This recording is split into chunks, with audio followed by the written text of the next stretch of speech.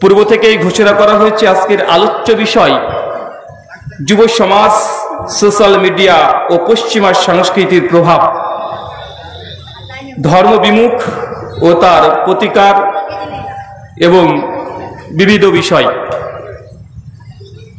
আসলে টপিকটা অনেক লম্বা। যুব সমাজ এবং সোশ্যাল মিডিয়া একটা অংশ, পশ্চিমা সংস্কৃতির প্রভাব এটার দ্বিতীয় একটা অংশ, ধর্ম বিমুখ, তার প্রতিকার এবং বিবিধ। যাই হোক, আপনারা যেটা লিখেছেন আজকের আলোচ্য বিষয় সম্পর্কে, এক কথায় বর্তমান প্রেক্ষাপটে যুব সমাজ, আমাদের এই তারুণ্যতার যে অধঃপতন, তারা দিন দিন যে অধঃপতনের তলে পতিত হচ্ছে, এর কারণ কি কি এবং এই কারণগুলো থেকে যুব সমাজ, তরুণ সমাজকে কিভাবে আমরা স্বতঃস্ফূর্তভাবে আবারও কাজে লাগাতে পারি, এই যুব শক্তিকে কিভাবে আমরা কনভার্ট করে পরিবর্তন করে ইসলামের কাজে লাগাতে পারি, এই বিষয়টা মূলত আলোচ্য বিষয় হিসেবে আপনারা ঘোষণা করেছেন। মহান সত্তা আল্লাহ সুবহানাহু ওয়া তাআলার কাছে দোয়াই প্রার্থনা, আল্লাহ আজকে আমরা এখানে বসে যে কথাগুলো ইতিপূর্বে শুনেছি এবং এখন থেকে আমরা শুনব, প্রত্যেক আলোচনা থেকে যেগুলো কল্যাণকর, যেগুলো সমাজ, ব্যক্তি এবং রাষ্ট্রের কল্যাণ হবে, আল্লাহ সুবহানাহু ওয়া তাআলা তুমি এই কর্মগুলোকে আমাদের জীবনে বাস্তবায়ন করা তৌফিক দান করো, পড়ি আমিন। সম্মানিত সুধী, আলোচ্য বিষয় যুব সমাজের অধঃপতনের কারণ কয়েকটা উল্লেখ করা হয়েছে। তার মধ্যে একটা সোশ্যাল মিডিয়া। সোশ্যাল মিডিয়া চাচা বোঝেন? আচ্ছা, সোশ্যাল মিডিয়া বলতে কি কি একটু বলেন তো, কে কে বোঝেন দেখি একটু বলেন। একজন ভাই, আমার সঙ্গে কিন্তু কথা বলতে হবে, আমি একা একা কথা বলতে পারি না। মানে আমি আপনাকে প্রত্যেক 4 মিনিট 5 মিনিট পর পর প্রশ্ন করব, আর আমার সঙ্গে আপনাদেরকে অ্যান্সার করতে হবে।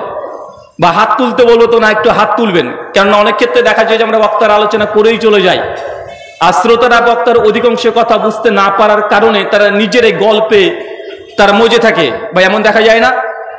আর আমাদের আধুনিক বিজ্ঞান বলছে, যখন কোনো বক্তা বা কোনো শিক্ষক যখন কোনো ক্লাস নিচ্ছে বা কথোপকথন করছে, দুজন একে অপরের সঙ্গে কনভারসেশনে আছে, এমতো অবস্থায় বক্তার সঙ্গে শ্রোতার কানেকশন যদি না থাকে, একজন শ্রোতা সর্বোচ্চ একজন বক্তার কথা শ্রবণ করতে পারবে এক নিগেরে সর্বোচ্চ 90 সেকেন্ড। কত সেকেন্ড বলেন তো? 90 সেকেন্ড আপনি আমার কথা শুনবেন। হঠাৎ দেখবেন কথা শুনতে শুনতে আপনার মন কোন দিকে চলে গেছে। শরীর এখানে প্রেজেন্ট থাকবে, কিন্তু আপনার মনটা কোথায় যেন উদাসীন, ছুটে বেড়ায়। কেন? কারণ মানুষের ব্রেন সবসময় ছটফট করে।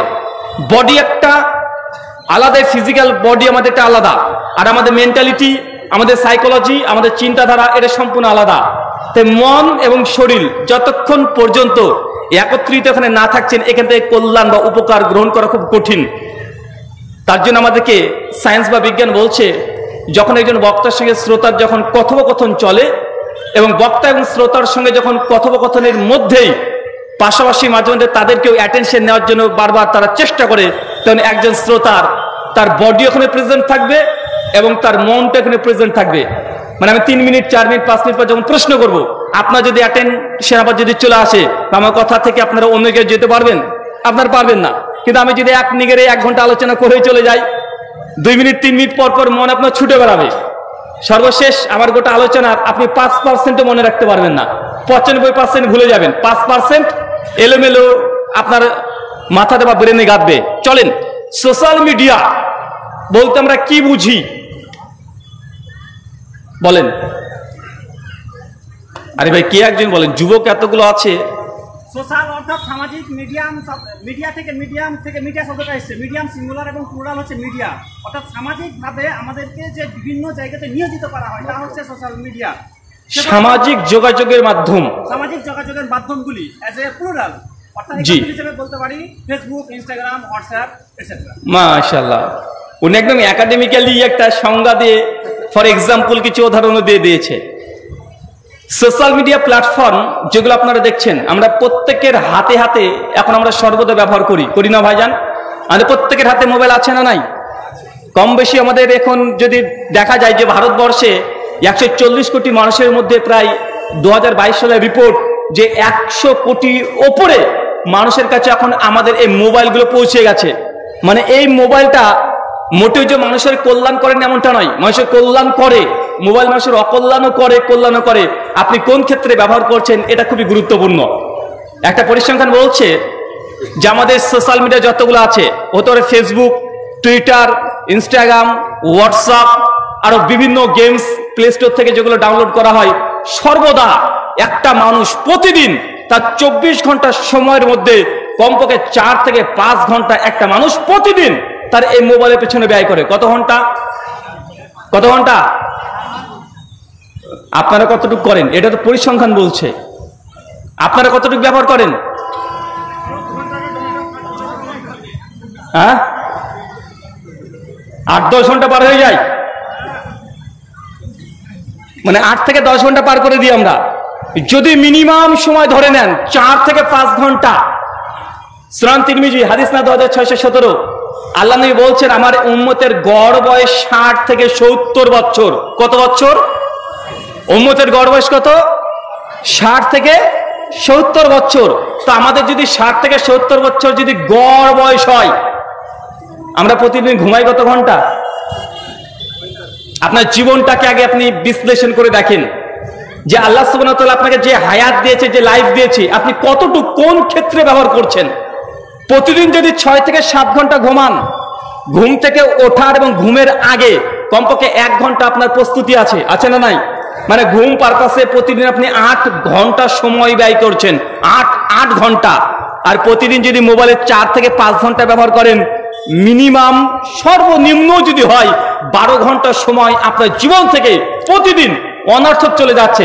যাচ্ছে কি যাচ্ছে না? এখন আল্লাহ যদি আমাদের হায়াত দেয় 60 বছর, একদিন হয় মাত্র 24 ঘন্টায়, প্রতিদিন যদি 12 ঘন্টা করে আগে দিনায় বাদ হয়ে যায়, তাহলে আমরা হায়াত আসলে কতটুকু পেয়েছি চাচা? 60 বছর যদি আমরা ধরে নিই, 12 ঘন্টা প্রতিদিন ঘুমিয়ে সোশ্যাল মিডিয়ার পিছনে ব্যয় করছেন, 12 ঘন্টা শেষ। মানে জীবনের 50% সময় আমরা শুধু খাওয়া দাওয়াতে আর ঘুম পাড়াতে শেষ করে দিয়েছি। মাত্র 30টা থেকে 35টা বছর আমরা পাচ্ছি। তার মধ্যে তো আপনার শৈশবকাল একটা আছে, মানে 1 থেকে 7 বছর শৈশবকাল আছে। আপনার নিজের ব্যক্তিগত কিছু সময় আছে, যে সময় আপনি ব্যবসা বাণিজ্য লেনদেন আদান প্রদান করছেন। এখন আপনার গোটা জীবনের কত % সময় আপনি আল্লাহ সুবহানাহু ওয়া তাআলার জন্য, দিনের জন্য বা নতুন করে যদি শিখছেন, এর উদ্দেশ্যে আপনি কতটুকু সময় ইনভেস্ট করেছেন আপনি বলতে পারবেন? কতটুকু সময়? 12 ঘন্টা তো অনর্থক। 12 ঘন্টা অনর্থক প্রতিদিন সময় আমরা ব্যয় করছি। ঘুমটা যদি অনর্থক নয়, নিজের শরীরকে, আমাদের ফিজিক্যাল যে বডিগুলো আছে, বডিকে ঠিক রাখার জন্য আমাদের ঘুমের জরুরত অবশ্যই আছে। কিন্তু এর দ্বারা আপনি কোনো কিছু ডিসকভার করছেন, আবিষ্কার করছেন বা নতুন কিছু শিখছেন, এখান থেকে আমরা কিছু পাচ্ছি না। চলেন আমি এই বিষয় নিয়ে আপনার কাছে যৎসামান্য কিছু আলোচনা করব। আগে নিজে মূল্যায়ন করেন যে আল্লাহ সুবহানাহু ওয়া তাআলা আমাদেরকে যে হায়াতটা দিয়েছে, এই জীবন, এই বয়স, কোন কোন ক্ষেত্রে আপনি ব্যবহার করছেন। আল্লাহ সুবহানাহু ওয়া তাআলা বলছেন, সুনান তিরমিজি হাদিস না 2417, যে প্রত্যেক মানুষকে কিয়ামতের মাঠে আল্লাহ সুবহানাহু ওয়া তাআলা যতক্ষণ পর্যন্ত 5খানা প্রশ্ন না করবেন, ততক্ষণ পর্যন্ত একটা ধাপ কেউ কিয়ামতের মাঠে এক ধাপ এগোতে পারবে না। কয়টা প্রশ্ন হবে? কথা বলেন। কবরের প্রশ্ন তো হবে, একাধিকবার শুনেছেন। কবরের প্রশ্ন হবে, ওটা শুনেছেন। কবরের প্রশ্ন পার করে যখন কিয়ামতের মাঠে উত্থিত হবেন, ডে অফ জাজমেন্ট যখন সূচনা হবে, সেই সময়তে আল্লাহ সুবহানাহু ওয়া তাআলা আবার আপনাকে 5খানা প্রশ্ন করবে। তার মধ্যে প্রথম প্রশ্ন আল্লাহ সুবহানাহু ওয়া তাআলা আপনাকে করবেন আন উমুরিহিম, যে বান্দা তোমাকে যে আমি একটা নির্দিষ্ট বয়স দিয়েছিলাম, সময় দিয়েছিলাম, এই সময়টা তুমি কোন খাতে ব্যবহার করেছো, কোন কাজে ব্যবহার করেছো, কি করেছো, একদম প্রথম থেকে শেষ পর্যন্ত এই প্রত্যেক সেকেন্ডের কড়ায় গন্ডায় আল্লাহ সুবহানাহু ওয়া তাআলা আপনার কাছে হিসাব নেবেন। এখন আপনি বলেন তো, সময়ের হিসাব দিতে পারবেন? সময়ের হিসাব দিতে পারবেন? লাখ টাকাতে ঘড়ি কেনা যায়, কিন্তু সময় কিনতে পারবেন চাচা? 1 লাখ টাকা দিয়ে আপনি ঘড়ি কিনতে পারেন, কিন্তু সময় কিনতে পারবেন? সময়টা কেনা সম্ভব নয়। লাখ লাখ কোটি কোটি টাকা দিয়ে খাট আপনি কিনতে পারেন, 10 লক্ষ টাকা দিয়ে খাট কিনতে পারেন, কিন্তু আল্লাহ সুবহানাহু ওয়া তাআলার পক্ষ থেকে যদি নিদ্রা, ঘুম যদি না আসে, ঘুম ক্রয় করা সম্ভব? শান্তির ঘুম ক্রয় করা সম্ভব না। আল্লাহ সুবহানাহু ওয়া তাআলা প্রত্যেকটা সেকেন্ডের হিসাব কিয়ামতের মাঠে নেবেন। যত হায়াত পেয়েছেন প্রত্যেক হায়াতের আল্লাহ সুবহানাহু ওয়া তাআলার সঙ্গে আপনাকে জিজ্ঞাসিত সেই দিন হতে হবে। এখন আপনি আপনার জীবনটাকে দেখেন যে আপনি আপনার সময় হিসাব দিতে পারবেন তো? আমি তো বলি এই কথা বারবার যে ভাইজান, যদি বয়স আপনার 50 হয়, 50 বছরের এই হিসাব আল্লাহকে দেওয়ার দরকার নেই। মাত্র 3 থেকে 4টে দিন আপনি কি কাজ করেছেন, কোথায় সময় ব্যয় করেছেন, যে কোনো সোশ্যাল মিডিয়া প্ল্যাটফর্ম হোক আর নিজের জীবনের বাস্তবিক জীবন নে হোক, আপনি সময়টা কোন ক্ষেত্রে ব্যবহার করছেন, কার সঙ্গে মোবাইলে কথা বলছেন, কার সঙ্গে মোবাইলে মেসেজে চ্যাট করছেন, বাবার সঙ্গে কি ব্যবহার করলেন, মায়ের সঙ্গে ব্যবহার কি করলেন, আপনি বেচা কিনা যখন করছেন তখন মানুষের সঙ্গে আদান প্রদান কেমন, আপনি একটা দ্রব্য বিক্রি করছেন 1 নম্বর মাল বলে, কিন্তু মালটা দিয়ে দিচ্ছেন 3 নম্বর। মাত্র 3 থেকে 4 দিন যদি আপনাকে বলা হয় যে ভাইজান আপনার সঙ্গে গোপন ক্যামেরা সেট করা ছিল 24 ঘন্টা একদম ছিল, মাত্র 3 দিন কোথায় কি কাজ করেছেন প্রত্যেক জিনিস রেকর্ড করা হয়েছে। এই রেকর্ডিং ভিডিও আজকে আপনাদের এই পাড়ার মধ্যে, গ্রামের মধ্যে ভিডিও ক্যামেরার মাধ্যমে আমরা চালিয়ে দেখাবো, বা আপনারা কেউ রাজি হবেন? বুঝতে পারেননি মনে হয় না? আল্লাহ তো আপনার গোটা হায়াতের একদম কড়ায় গন্ডায় সমস্ত কিছু আল্লাহ হিসাব সেই দিন নেবে। একদম ঝকঝকে চকচকে আপনি দেখতেই পাবেন। আপনার ডান হাতে আমলনামা দিয়ে দিবে, একদম আপনি রিয়েলাইজ করবেন কোনো কিছু আপনি অস্বীকার করতে পারবেন না। যে এই কাজটা আপনি করেননি সেদিন আপনার সামনে এমন টেকনোলজি আল্লাহ ব্যবহার করবে যে টেকনোলজিকে আপনি অস্বীকার করতে পারবেন না। আমি তো আপনাকে অতদিন বলছি না, আপনি আপনার জীবনের মাত্র 3 দিন, আজকে সারাদিন কি করলেন, গতকালকে কি করেছিলেন, তার আগের দিন কি করেছিলেন, এই 3টে দিন কোথায় কি করেছেন প্রত্যেক জিনিস যদি রেকর্ড করা হয় গোপন ভাবে, আর যদি বলা হয় এই ভিডিওটা আপনার বাবা মার সামনে চালিয়ে দেখাবো, আপনার স্ত্রীর সামনে চালিয়ে দেখাবো, বলেন তো তাদের সামনে আপনার জীবনের এই ভিডিও চালানোর অনুমতি আপনি দিতে পারবেন? যদি পারেন তো ভালো, আর যদি না পারেন মাত্র 3 দিনকার ভিডিও নিজের জীবনের বাপ মার সামনে যদি দেখাতে না পারেন, তাহলে সারা জীবনের যে হায়াত আল্লাহ আপনাকে সম্পূর্ণ দিয়েছে সেই দিন কিয়ামতের মাঠে আপনি লাঞ্ছিত অপমানিত হবেন কিনা এটা নিজে আপনি বিশ্লেষণ করতে পারবেন। কেন? মানুষ এমন কোনো পাপ করে না যার ডেটাবেস, যার তথ্য আমাদের কাছে থাকে না। যুব সমাজ একটা কথা মনে রাখবেন, আপনি যতই অন্ধকারে আপনি গুনাহ করেন না কেন, যতই পাপ করেন না কেন, এমন কোনো পাপ নেই যে মানুষের শরীরে সেই তথ্য, সেই ডকুমেন্টসের ডেটা থাকে না, এমনটা নয়। আপনারা যেহেতু আধুনিক যুগের মানুষ, একটা ফর এক্সাম্পল একটা উদাহরণ দিই, খুব ভালোভাবে বুঝতে পারবেন। আচ্ছা, আমাদের হাতে মোবাইল আছে, হোয়াটসঅ্যাপে একটা মেসেজ করেছেন আপনার গার্লফ্রেন্ডকে, একটা মেসেজ করলেন, মেসেজ করে কিছুক্ষণ পরে ডিলিট করে দিলেন, একদম ডিলিট ফর এভরিওয়ান একটা অপশন আছে না? যখন এটা করছেন তো যাকে মেসেজ করছে সে আর মেসেজ দেখতে পাচ্ছে না। আপনি মনে করলেন যে মেসেজ করলাম, আর কোনো তথ্য বা কোনো ডকুমেন্টস আর কারো কাছে নেই, কেউ জানে না। আসলে কি তাই? ওই তথ্যকে, ওই ডিলিট হওয়া মেসেজটাকে আবার রিকভারি করা যাবে কি যাবে না? যদি হোয়াটসঅ্যাপ কোম্পানি মালিকরা যদি চাই যে ওই তথ্যগুলোকে আবার সামনে নিয়ে আসা সম্ভব কি সম্ভব নয়?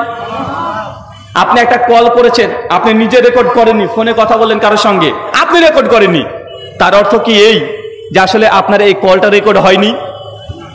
রেকর্ড হচ্ছে কি হচ্ছে না?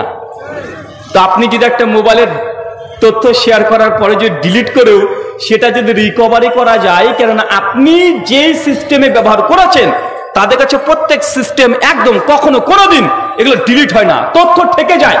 দুজনের মধ্যে ডিলিট হয়েছে, কেউ দেখতে পাচ্ছে না, কিন্তু আসলে তাদের যে তথ্য থাকে কি থাকে না? থাকে।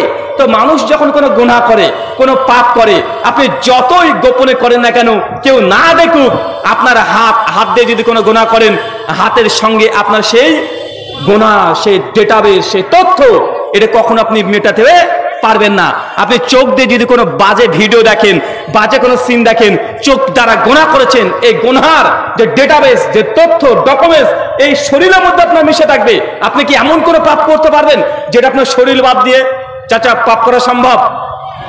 শরীরবিহীন পাপ করা সম্ভব?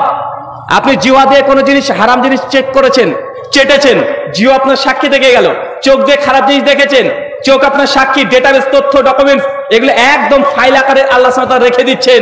আপনি যদি পাতে কোনো খারাপ জায়গায় যান, তারও তথ্য ডকুমেন্টস থাকে, আপনি যাই করেন না কেন, এই শরীর কিয়ামতের মাঠে আপনাকে পাল্টা আপনার বিরুদ্ধে সাক্ষী দিতে পারেন কি পারেন না? পারেন।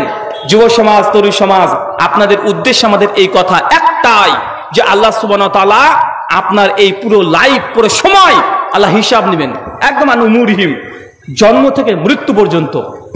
এই হিসাব শেষ হতে হতে আল্লাহ দ্বিতীয় প্রশ্ন করবে আনসাবাবিহি, এই যুব তরুণ তোমার যে ইয়াং এজটা ছিল এই সময় কি কাজ করেছো? তার মানে আমাদের, মানে আমরা যারা ইয়াং এখন আছি, আমাকে দেখে বুড়ো টুড়ো মনে হচ্ছে নাকি আপনাদের? না, আমি আপনাদের বয়সের, হালকা পাতলা বয়সের, মানে খুব বেশি ভারী বয়সের না। শেখ মাশায়েখ ইনারা তো আলহামদুলিল্লাহ এমন একটা পর্যায়ে চলে গেছে, আল্লাহ নবী বলছেন সেই মুসলিমের হাদিস, যে দাড়ি যখন পাকতে শুরু করবে সেই সময় আল্লাহ সুবহানাহু ওয়া তাআলা তাদের নেকির পরিমাপ বৃদ্ধি করে দিতে থাকেন। মানে দাড়ি পাকা মানে অনেক মানুষ দেখবেন দাড়িকে তুলে তুলে ফেলে দেয়, আছে না নাই? কিন্তু এমনটা নয়, দাড়ি যদি পেকে যায় তার মর্যাদা, তার মাকাম আরশের মালিকের কাছে আস্তে আস্তে মাকাম উঁচু হতে শুরু করে দেয়। তাই দাড়িকে তুলে ফেলার দরকার নেই। হ্যাঁ, সাদা দাড়ি রাখা আল্লাহ নবী আলাইহিস সালাম তিনি পরিবর্তন করতে বলেছেন, যে সাদা দাড়ি রেখো না, এটা মুশরিক। মুশরিক মানে অমুসলিম, নন মুসলিম যারা আছে। ভাই হিন্দুরা দাড়ি রাখে কি রাখে না? ব্রহ্মা উনার দাড়ি আছে না নাই? আরে আমাদের মোদিজিরও দাড়ি আছে না? মোদিজির, যোগীর নাই কিন্তু মোদিজির দাড়ি আছে না ভাইজান?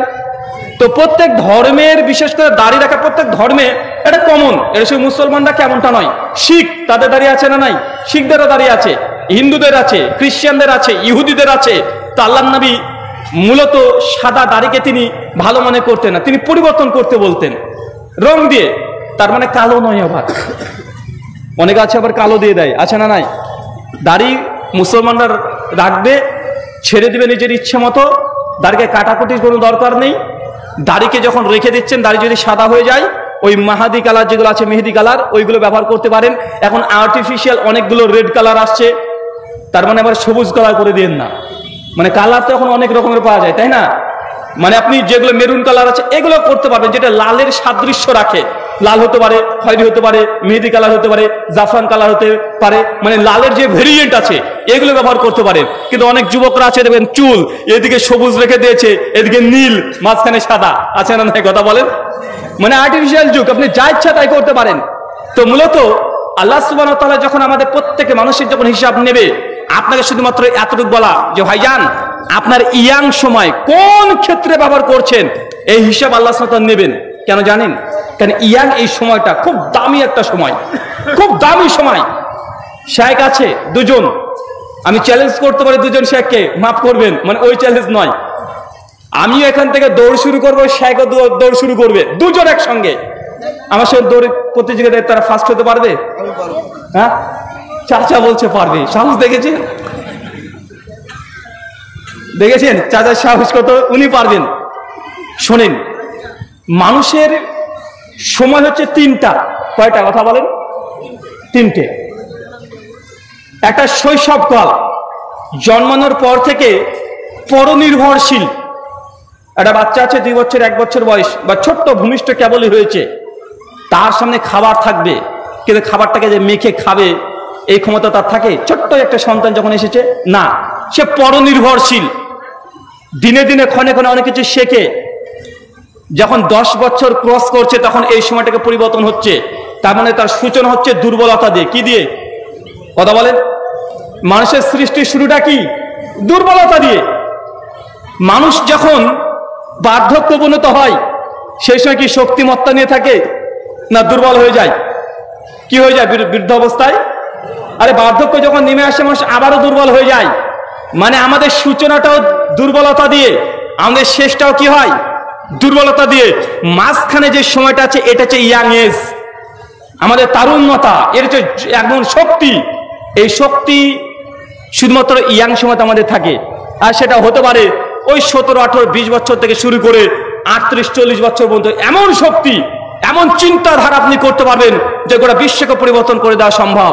এই জন্য আল্লাহ সুবহানাহু ওয়া তাআলা স্পেশাল ভাবে মানুষের গোটা জীবনের হিসাব নেওয়ার পাশাপাশি ইয়াং যুবক তরুণদের এই বয়সটা কোন ক্ষেত্রে আমরা ব্যবহার করেছি আল্লাহ তারও হিসাব নেবে। এখন আপনাদের কাছে আমার প্রশ্ন, এখন আপনারা চিন্তা করে দেখেন তো এই সময়ে আপনি সময়টা কোন ক্ষেত্রে ব্যবহার করছেন?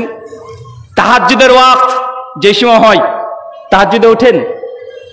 তাহাজ্জুদে উঠবো কি রাহুল ভাই? ওই সময় তো ঘুমাই না, ওই সময় তো আমাদের এখন ঘুম নেই। ওই সময় কি করছেন? মোবাইলটাকে হাতে রেখেছেন, হাতে রেখে চ্যাটিংয়ে ব্যস্ত আছি, ভিডিও কলে আমরা ব্যস্ত আছি, কে বিভিন্ন রকমের সিনেমার রিলস এডিটিং করতে ব্যস্ত, বিভিন্ন রকমের রিলস দেখতে দেখতে একদম ফজরের কাছাকাছি সময় চলে এসেছে।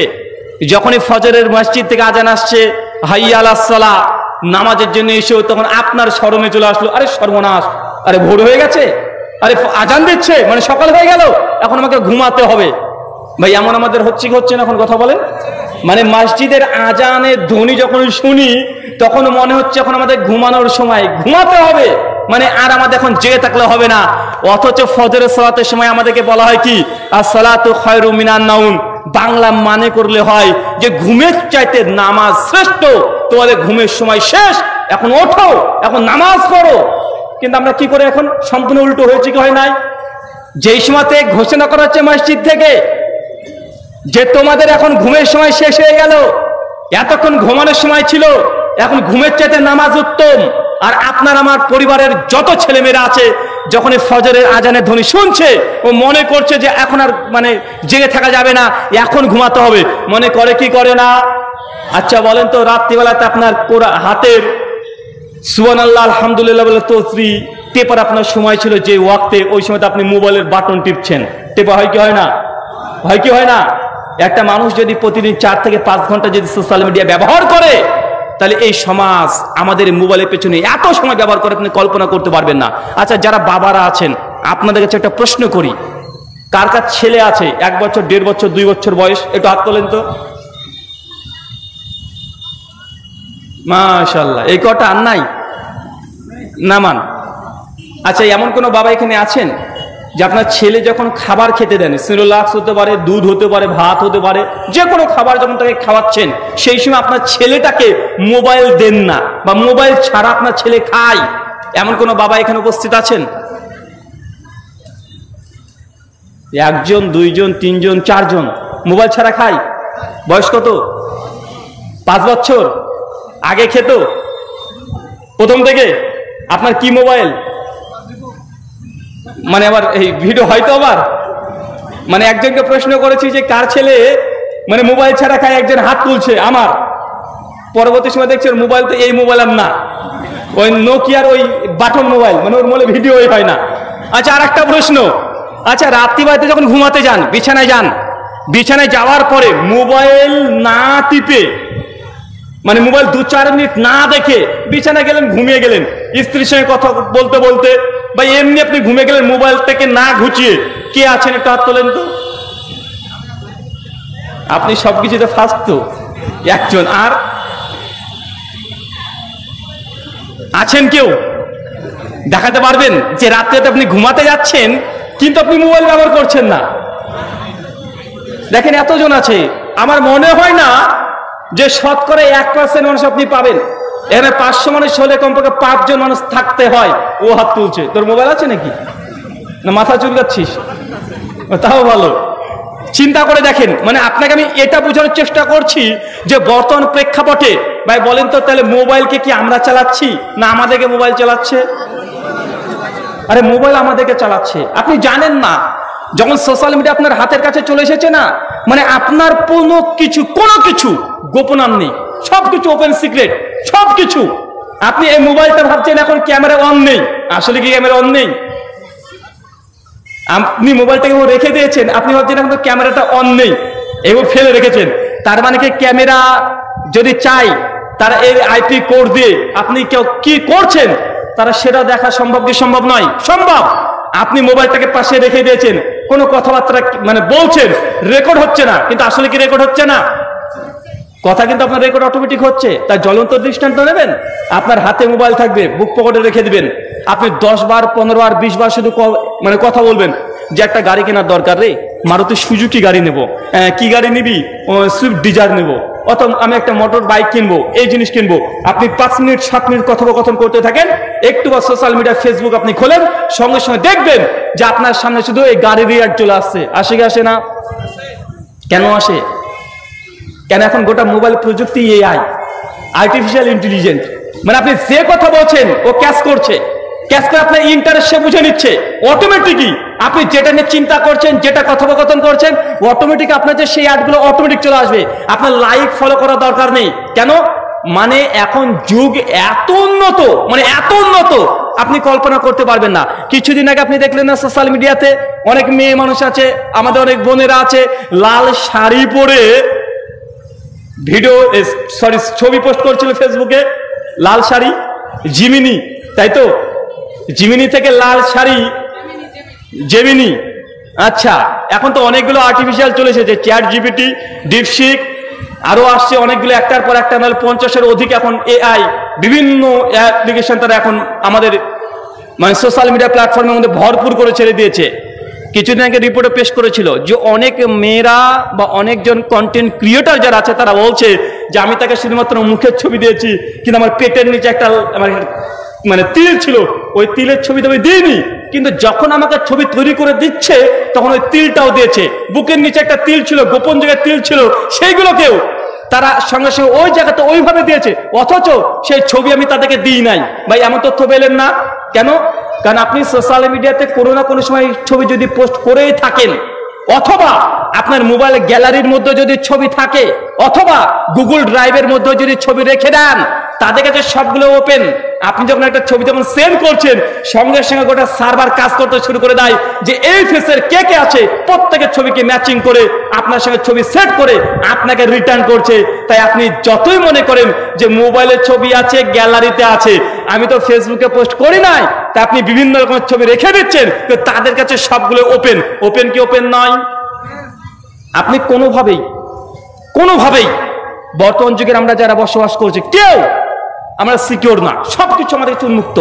আপনার চিন্তা, আপনার ভাবনা যা করছেন সবগুলো আপনার কাছে স্পষ্ট হয়ে পরিষ্কার হয়ে তাদের কাছে ডকুমেন্ট সহকারে এখন আছে।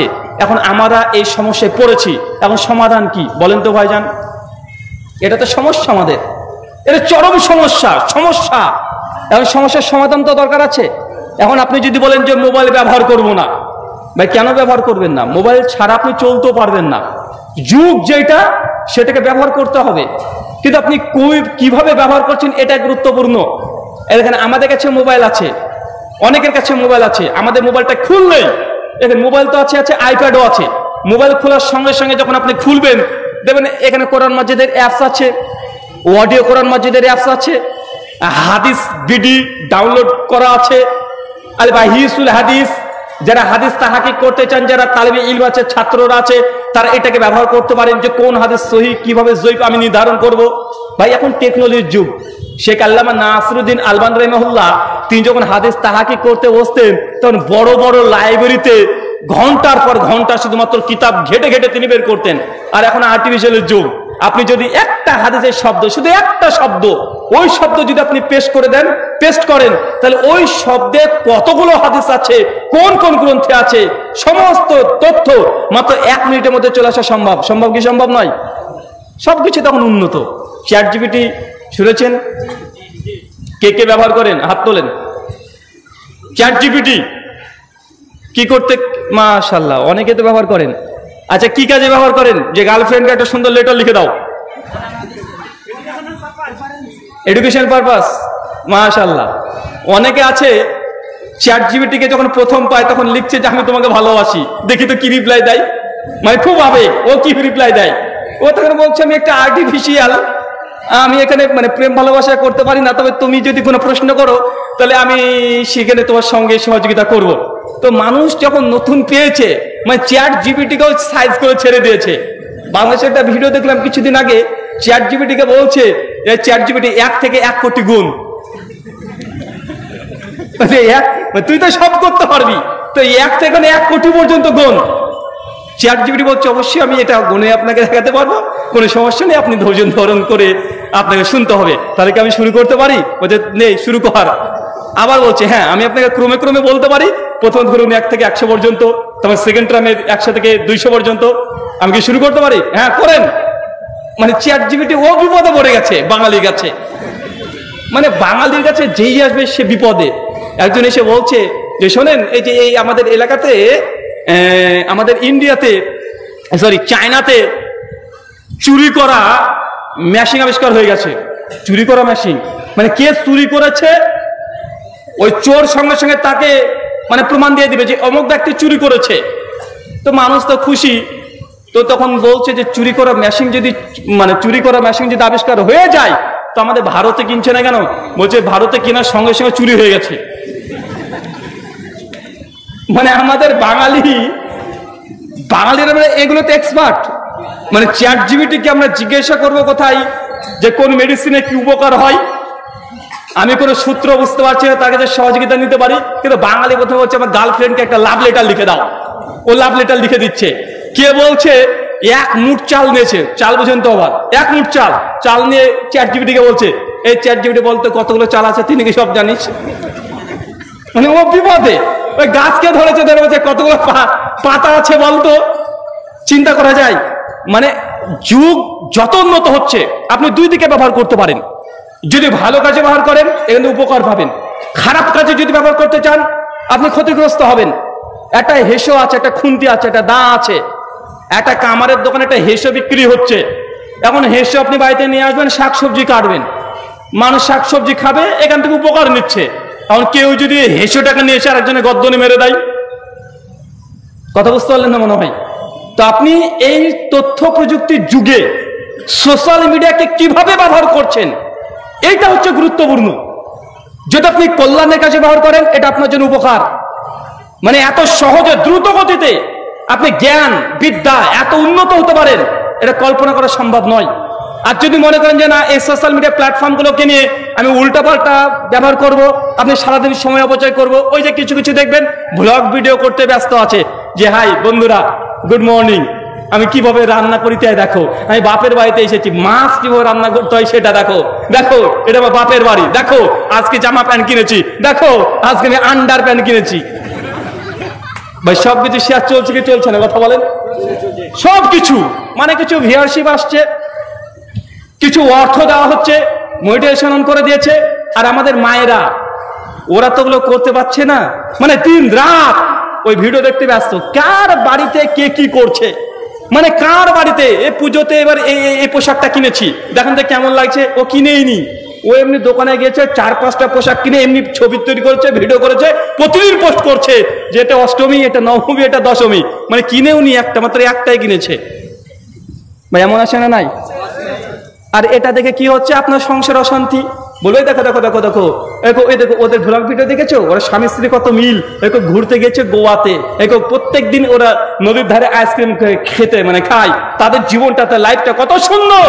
আর তুমি আমাকে কোনোদিন ফুচকা খাওয়াতে নিয়ে গেছো, বাড়িতে সাইকেলে করে ঘুরতে নিয়ে গেছো।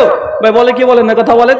কারণ ওরা ওই পর্দার মাধ্যমে অভিনয় দেখছে, ভিডিও দেখছে যে অমুকের পরিবার বিশাল ব্যাপার, স্বামী স্ত্রীর জবর মিল, প্রতিদিন রাত্রে চুল ধরে ওকে মানে মারে, ওগুলো তার ভিডিও করবে না, মানে এটা তাদের বিজনেস।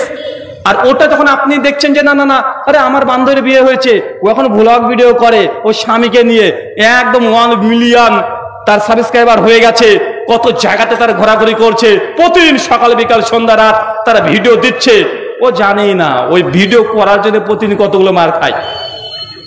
কিন্তু আপনি ভিডিও দেখছেন। সোশ্যাল মিডিয়া দুটো দিক থেকে আপনি কল্যাণের পথে যদি ব্যবহার করেন আলহামদুলিল্লাহ, আর যদি মনে করেন যে না এটাতে আপনি সময় অপচয় করবেন, নিজের পরিবারকে ধ্বংস করবেন, এটার জন্য খুব সহজে করা যায়। চলেন যারা যুবক আছেন, তরুণ আছেন, ছাত্র আছেন, মাদ্রাসাতে পড়াশোনা করছেন, তাদের জন্য আমি কয়েকটা মোবাইল অ্যাপসের নাম বলে দিই, যেগুলো থেকে আপনি জ্ঞান অর্জনে খুব দ্রুত গতিতে আপনি জ্ঞান অর্জন করতে পারবেন। 1 আল মাকতাবা শামিলা, নাম শুনেছেন? মাদ্রাসার ছাত্র যারা আছে, মাকতাবা শামিলা নাম শুনেছেন? এটা অ্যারাবিক, যারা আরবি বুঝে আল মাকতাবাতু শামিলা লিখবেন আরবিতে, প্লে স্টোরে গিয়ে একটা সফটওয়্যার চলে আসবে, কমপক্ষে 40,000 হাদিসের গ্রন্থ, তাফসিরের গ্রন্থ, আসমাউর রিজাল, ফিকহ গ্রন্থ, ফিকহে হানাফি, শাফিঈ, মালিকি, হাম্বলি, জাহিরি, যত রকমের ফিকহ গ্রন্থ আছে আজ পর্যন্ত প্রথম থেকে শেষ পর্যন্ত সবগুলো, হাদিস থেকে, তাফসির থেকে, তারিখ থেকে, যারা তাদিল থেকে, ফিকহ শাস্ত্র থেকে শুরু করে যা দরকার ইসলামিক গ্রন্থ সবগুলো মোটামুটি আপনি সেখানে পেয়ে যাবেন। আর যারা আলেম বা যারা মোটামুটি কোরআন হাদিস নিয়ে চর্চা করতে চান, কিন্তু আপনি বুঝেন না যে কোন হাদিসটা সহিহ কোনটা জয়ীফ, হাদিস কিভাবে সহিহ হয় কিভাবে জয়ীফ হয়, কেউ আমি একটা জুমার খুতবা দিতে চাই, কিন্তু এই হাদিসটা সহি না জয়ীফ আমি কিভাবে বুঝবো? আমার তো তাহকিক করার যোগ্যতা নেই। আলহামদুলিল্লাহ এই কাজগুলো আরবিয়ানরা খুব জবরদস্ত ভাবে করছে। তারা একটা মোবাইলের অ্যাপস তৈরি করেছে, নাম হচ্ছে আল বাহিসুল হাদিস। কি বললাম? আল বাহিসুল হাদিস। আরবিতে লিখবেন, আরবিতে লিখলে ওই অ্যাপসটা চলে আসবে মোবাইলে, ডাউনলোড করে রেখে দিবেন। ওটা চালানোর নিয়ম কি? আপনি যে কোনো হাদিসের মতনের 3-4টা শব্দ ওই অ্যাপসে আপনি পেস্ট করে দিবেন। যখনই আপনি এন্টার বা ওকে করে দিবেন, অটোমেটিক হাদিসটা কোন গ্রন্থে আছে, কত নম্বর পৃষ্ঠায় আছে, কত নম্বর হাদিস, হাদিসটা সহিহ না জয়ীফ, যদি জয়ীফ হয় কোন মুহাদ্দিস জয়ীফ বলেছে, কোন কিতাবে জয়ীফ বলেছে, কি কারণে জয়ীফ বলেছে, কোন রাবি ত্রুটির জন্য জয়ীফ বলেছে, ইন ডিটেল ওই এক সফটওয়্যারের মধ্যে পেয়ে যাবেন। নাম কি বললাম? নাম কি বললাম? আল বাহিসুল হাদিস। যারা মাদ্রাসার শিক্ষক আছেন তাদের জন্য উপকারী, আলহামদুলিল্লাহ। যারা ছাত্র আছে তাদের জন্য উপকারী। যারা জুমাতে মাঝে মধ্যে খুতবা দেন কিন্তু হাদিস তাহকিক করতে পারেন না, এই হাদিসটা আপনার জন্য অনেক গুরুত্বপূর্ণ। আল্লাহ সুবহানাহু ওয়া তাআলা সোশ্যাল মিডিয়ার এই কল্যাণ থেকে আমাদের উপকৃত হওয়া তুমি তৌফিক দান করে চলে পড়ি, আমিন। সম্মানিত সুধী, চলেন এখন আন্তর্জাতিক প্রেক্ষাপটে, বর্তমান প্রেক্ষাপটে যুব সমাজ অবস্থা আমরা দেখে আসি। টাইমস অফ ইন্ডিয়া 2021 সালে একটা রিপোর্ট পেশ করছে। মায়েরা আপনারা এই পয়েন্টটা ভালো করে শুনে রাখেন, এটা আপনাদের কাজে দিবে। যদি 21 সালের রিপোর্ট, তারা বলছে বর্তমান সোশ্যাল মিডিয়া উন্মুক্ত হয়ে যাওয়ার কারণে শতকরা 78% পরিবার, বিবাহিত পরিবার, পুরুষ মানুষ তারা পরকীয়ায় লিপ্ত। কি বললাম? কথা বুঝেননি? যারা মায়েরা আছে তাদের জন্য গুরুত্বপূর্ণ এই তথ্যটা।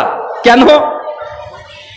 যারা অবিবাহিত তারা তো প্রেম ভালোবাসা করছেই, কিন্তু বিবাহিত হওয়ার পরে শতকরা 78%, মানে 100 জন যদি এলাকাতে পরিবার থাকে বিবাহিত পরিবার, 78% পুরুষ বিয়ের পরেও সেকেন্ড কোন রিলেশনে তারা যুক্ত আছে। কত পার্সেন্ট? 78%।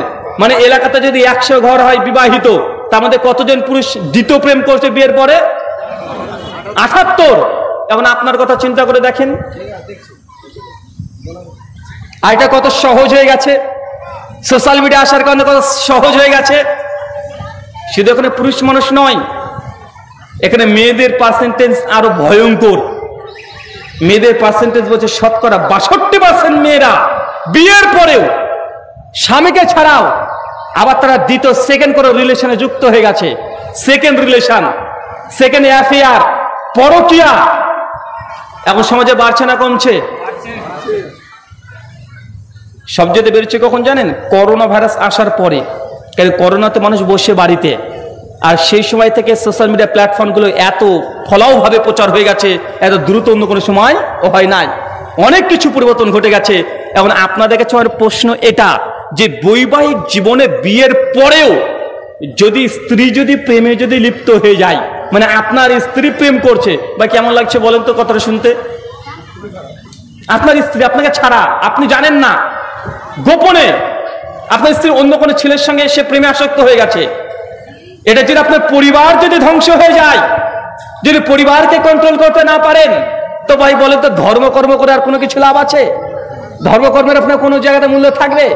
পবিত্র কোরআনুল কারীম সূরা তাহরিম আয়াত নম্বর 6 আল্লাহ বলছে কু আনফুসাকুম ওয়া আহলিকুম নারা, প্রথমে নিজে বাঁচার পরিবারকে। কেন? ইসলাম হচ্ছে পরিবার কেন্দ্রিক। যদি পরিবার না থাকে ইসলাম নাই, কারণ ইসলাম পরিবার কেন্দ্রিক। পরিবারকে আঁকড়ে ধরে থাকার নাম হচ্ছে ইসলাম। তাওহীদের পরে যাবতীয় যদি কোনো কিছু থাকে সেটা পরিবারকে নিয়ন্ত্রণ করা। ইসলাম পরিবারতান্ত্রিক। পরিবারকে, সমাজকে, রাষ্ট্রকে ইসলাম আঁকড়ে ধরে থাকতে বলে। পৃথিবীর অন্য কোনো ধর্মের মতো নয়। অন্য কোনো ধর্মে শুধুমাত্র তারা ঈশ্বরে বিশ্বাস করে, কিন্তু এই সমাজ নীতিতে তারা বিশ্বাস করে না। এই জন্য দেখবেন অন্য কোনো ধর্মে যদি আপনি ধার্মিক হতে চান, কি হতে হয়? সাধু হতে হবে। সাধু মানে বিয়ে শাদী করা লাগবে না, বিয়ে না করে জঙ্গলে গিয়ে উলঙ্গ অবস্থায় ধ্যান করেন, ও আপনি বড় এখন কি ধার্মিক হয়ে গেলেন। আছে না নাই? ইসলাম এখানে চ্যালেঞ্জ করেছে, পৃথিবীর সব ধর্মকে চ্যালেঞ্জ।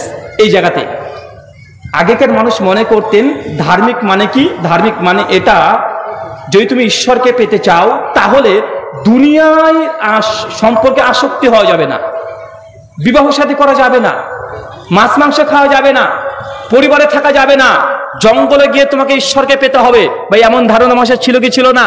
ছিল। মানুষ ধার্মিক বলতে গেলে এটাই বুঝে। অনেক মানুষ দেখবে যখন শুনে এই মৌলবীর কটা ছেলে রে, যদি বলে 6টা, বলে বাপ রে বাপ, মৌলবীর 6টা ছেলে। কেন বলেন তো? মানুষের এই সেন্স চলে এসেছে, তাদের মাথায় আছে আরে ধার্মিক মানে ও বিয়ে শাদী করবে না, ধার্মিক মানে সে কোনো কিছু মানে উচ্চ আকাঙ্ক্ষা থাকবে না। যে না, আল্লাহ নবী এটা দেয়নি, আল্লাহ নবী এটাকে চ্যালেঞ্জ করেছে। আল্লাহ নবী এটাকে বলেছে আর নিকাউ মিনাস সুন্নতি ফামান রাগিবা আন সুন্নতি ফালাইসা মিন্না। শোনো, বিয়ে করা আমার হচ্ছে সুন্নাত, যার সামর্থ্য আছে তারপরে বিয়ে করে না সে আমাদের অন্তর্ভুক্ত না। কারণ এটা অমুসলিমদের আইডিওলজিকে চ্যালেঞ্জ করা। পৃথিবীর প্রত্যেক ধর্ম বলে যদি বিয়ে করে সংসারে আবদ্ধ হয়ে যাও তাহলে ঈশ্বরকে পাওয়া যায় না।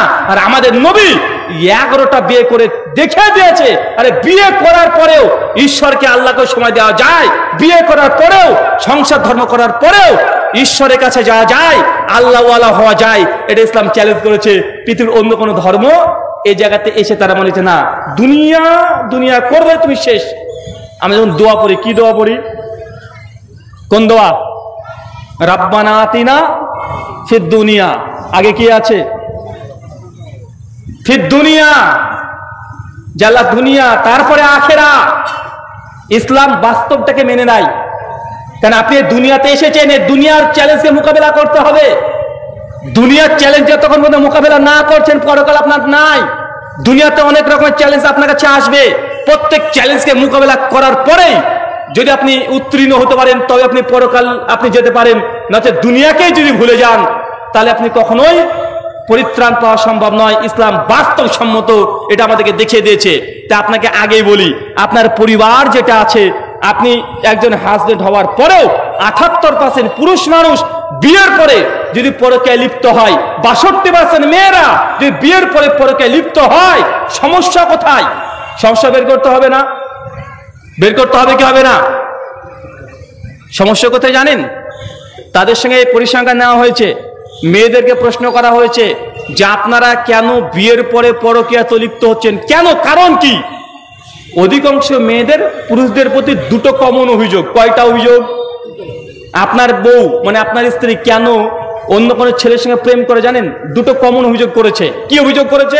এক, আমার স্বামী আমাদেরকে সময় দেয় না। কি দেয় না? কি দেয় না?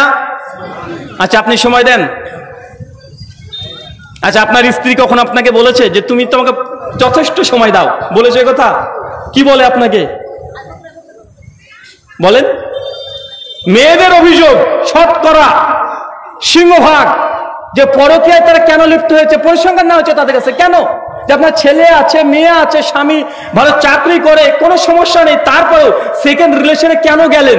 তাদের কমন একটা অভিযোগের মধ্যে, দুটো অভিযোগের মধ্যে প্রথম অভিযোগ যে আমাদের স্বামী আমাদেরকে সময় দেয় না। কারণ আপনি দেখেন আপনার স্ত্রীকে কতটুকু সময় দেন। সারাদিন আপনি দোকানটাকে চালালেন, সারাদিন দোকানে ছিলেন, সকাল তো 6টার দিকে চলে গেছেন দোকানে, রাত্রে আপনি 10টার দিকে দোকান থেকে আসলেন, বাড়িতে এসে কোন রকম আপনি গোসল টোসল করে খাওয়া দাওয়া করে দুই একটা কথা হলো চাই না হলো আপনি সেই সময় মোবাইলটাকে নিয়ে বিছানার এই মাথায় টিপতে টিপতে টিপতে কখন ঘুমিয়ে গেছেন, বই দিকে গস গস করে রেগে বসে আছে। হয় কি হয় না? কথা বলেন। আপনি দুপুরবেলায় ফোন করেছেন, আপনার স্ত্রী আপনাকে ফোন করেছেন যে কি ব্যাপার, কি হয়েছে? আপনি তাতে বলো কাস্টমার আছে, দোকানদার কাস্টমার আছে। মানে যত দ্রুত পারেন আপনি ফোনটাকে রেখে দেওয়ার চেষ্টা করেন। আছে না নাই? কথা বলেন। এটা হচ্ছে রিয়েলিটি। কিন্তু আপনার যদি গার্লফ্রেন্ড করে মিস কল দেয়, বাপ রে বাপ, কাস্টমার তুই বাপ যা, দোকানে শাটার নামে ঘন্টার পর ঘন্টা কথা চলছে। আছে না নাই? এখন গার্লফ্রেন্ডকে আপনি সময় দেন, ও ভাবছে যে বাপ রে বাপ, একে 4টে এখানে ব্যাপার নাকি, বিশাল ব্যাপার। মানে এই যদি না থাকে এরকম ছেলেই হয় না। কিন্তু বউটাকে কি করেন, 1 মিনিট নন স্টপ কথা বলেছেন, যদি আপনার মোবাইল চেক করা যায় খুব কম সময় পাওয়া যাবে যে 1 মিনিট ক্রস হয়েছে আপনার, মানে স্ত্রীর সঙ্গে কথা বলতে গিয়ে। আচ্ছা, স্ত্রীকে কোনো আই লাভ ইউ বলেছেন? হুজুর কি যে বলেন, স্ত্রীকে আই লাভ ইউ বলে নাকি? মানে এটা আপনি আকাশ থেকে পড়লেন এমন নাকি? ভাই কিচ্ছু করার নেই, এটা কিছু করার নেই। যদি সংসারকে টিকাতে হয় তাহলে আপনাকে এই কথাগুলো যদি না বলেন, পাখি কবে যে কোন দিক দিয়ে উড়ে চলে যাবে। আপনি বডি নিয়ে বসে আছেন, মন নাই রে বাবা, মন আরেক জায়গায় চলে গেছে। আপনি বডি নিচ্ছেন, মন আরেক জায়গায়। আমাদের সমাজের সোসাইটি দেখেন তালাক দিন দিন বাড়ছে না? আচ্ছা, তালাক এখন পুরুষরা বেশি দেয় না মেয়েরা বেশি দেয়? হ্যাঁ, দেখেন আপনি ভালো করে একটু চেক করে দেখেন যে কোর্টে যতগুলো ডিভোর্স অ্যাপ্লিকেশন হয় কত পার্সেন্ট মেয়েরা দেয়, কত পার্সেন্ট ছেলে দেয়? ছেলেরা এখন টেনশনে থাকে, বাপরে বাপ বউকে তালাক দিলে জেলে যেতে হবে। আর মেয়েদের কোনো ব্যাপার না, 19-20 করলে কিন্তু তোমাকে ডিভোর্স পাঠিয়ে দেবো। আরে মেয়েরা বেশি তালাক দিচ্ছে কেন? এখন বর্তমান টেকনোলজির যুগ এত উন্নত, কারণ তাদের যে সেকেন্ড একটা অপশন চলে এসেছে যে না, আরে তুই আমার সঙ্গে এরকম আচরণ করছিস, আমি আরেকজনকে পেয়ে গেছি। যখন সেকেন্ড অপশন থাকবে মানুষ অটোমেটিক ফ্রুট করে চলে যাবে, যায় কি যায় না। তাই যদি বউটাকে যদি নিজের রাখতে চান, মনও যদি পেতে চান, শুধু ফিজিক্যাল শরীর নয়, তাহলে তাকে আপনার সময় দিতে হবে। কিচ্ছু করার নেই, সকালবেলায় দোকানে যাবেন, দোকানে যা কাজ করলেন তো করলেন, সময় পেলে একটু হোয়াটসঅ্যাপে মেসেজ করেন, কেমন আছো, ভালো আছো, কি রান্না করছো, একটু ছবি তুলে পাঠাও। মানে ইচ্ছে না হলেও করতে হবে, নচেত আপনার বউ আরেকজনকে মেসেজ করে বসে থাকবে, এক আমি এটা রান্না করলাম, এক মাংস রান্না করেছি আজকে, সকাল থেকে অনেক পরিশ্রম করলাম, এরকম আমি এই কাজ করেছি, এই শাড়িটা আজকে নতুন কিনেছি। ও বলবে যে একটু পরে তাহলে ছবিটা দাও, আপনার স্ত্রী পরে আপনাকে ছবি না দেওয়া বাদ দিয়ে আরেকজনকে ছবি দেবে। ভাই এগুলো হচ্ছে কি হচ্ছে না? কথা বলেন, কারণ আপনি সময় দিচ্ছেন না, আরে তারা সময় চায়। মনে রাখবেন, মেয়েদের দুটো জিনিস বেশি, এক জেদ, কি বললাম, জেদ বেশি। 2 চাহিদা কম। কি কম? জেদ বেশি, চাহিদা কম। জেদ বলতে মানে অনার্থক জেদ করবে, মানে কোনো কাজ নেই, অনার্থক আপনার সাথে বিতর্ক করবে, জেদ করবে, কিন্তু চাহিদা খুবই কম। আপনার স্ত্রী চায় না যে প্রতিদিন 5 স্টার হোটেলে গিয়ে 2000-3000 টাকা খরচ করে আপনি খাবে, এটা সে চায় না। কি চায়? যে আপনি কমপক্ষে সপ্তাহে একটা ছুটির দিন হলেও 1 ঘন্টার জন্য হলেও 30 মিনিটের জন্য হলেও, আরে 4 চাকা না হলে মোটরসাইকেল না হলে সাইকেলে করে একটু যদি শামসি মার্কেটটা ঘুরিয়ে নিয়ে এসে 10 টাকা ঝালমুড়ি বা 20 টাকার যদি ফুচকা বা 30 টাকার যদি আপনি একটু যদি আপনি এই যে পাওয়া যায় মোমো পাওয়া যায়, একবার যদি কিনে যদি একসঙ্গে বসে যদি পার্কে খান, ও ভাববে বিশাল ব্যাপার, মানে ও এটাকে অনেক বেশি পছন্দ করে। কেন? আপনার সেই সময় পেতে চাই, কিন্তু আপনি যদি সময় না দেন তাহলে কি হবে? কথা বলেন, কি হবে? এই সময় কাকে দেবে? ওই সময় ঠিক অন্য কাউকে দিয়ে দিবে। আচ্ছা, আপনাকে একটা জিনিস শিখিয়ে দিই, কারণ নিজের সংসারকে ধরে রাখার জন্য এর চাইতে বড় অস্ত্র বা হাতিয়ার নেই। মেয়েদের মাইন্ডসেট বুঝতে হবে। কি বললাম? মেয়েদের ব্রেন কিভাবে কাজ করে এটা আপনাকে জানতে হবে। ছেলেদের ব্রেন আর মেয়েদের ব্রেন সমান না, ওজনের দিক থেকেও কম। কম কি কম না? ওজনের দিক থেকেও কম, সাইজের দিক থেকেও কম।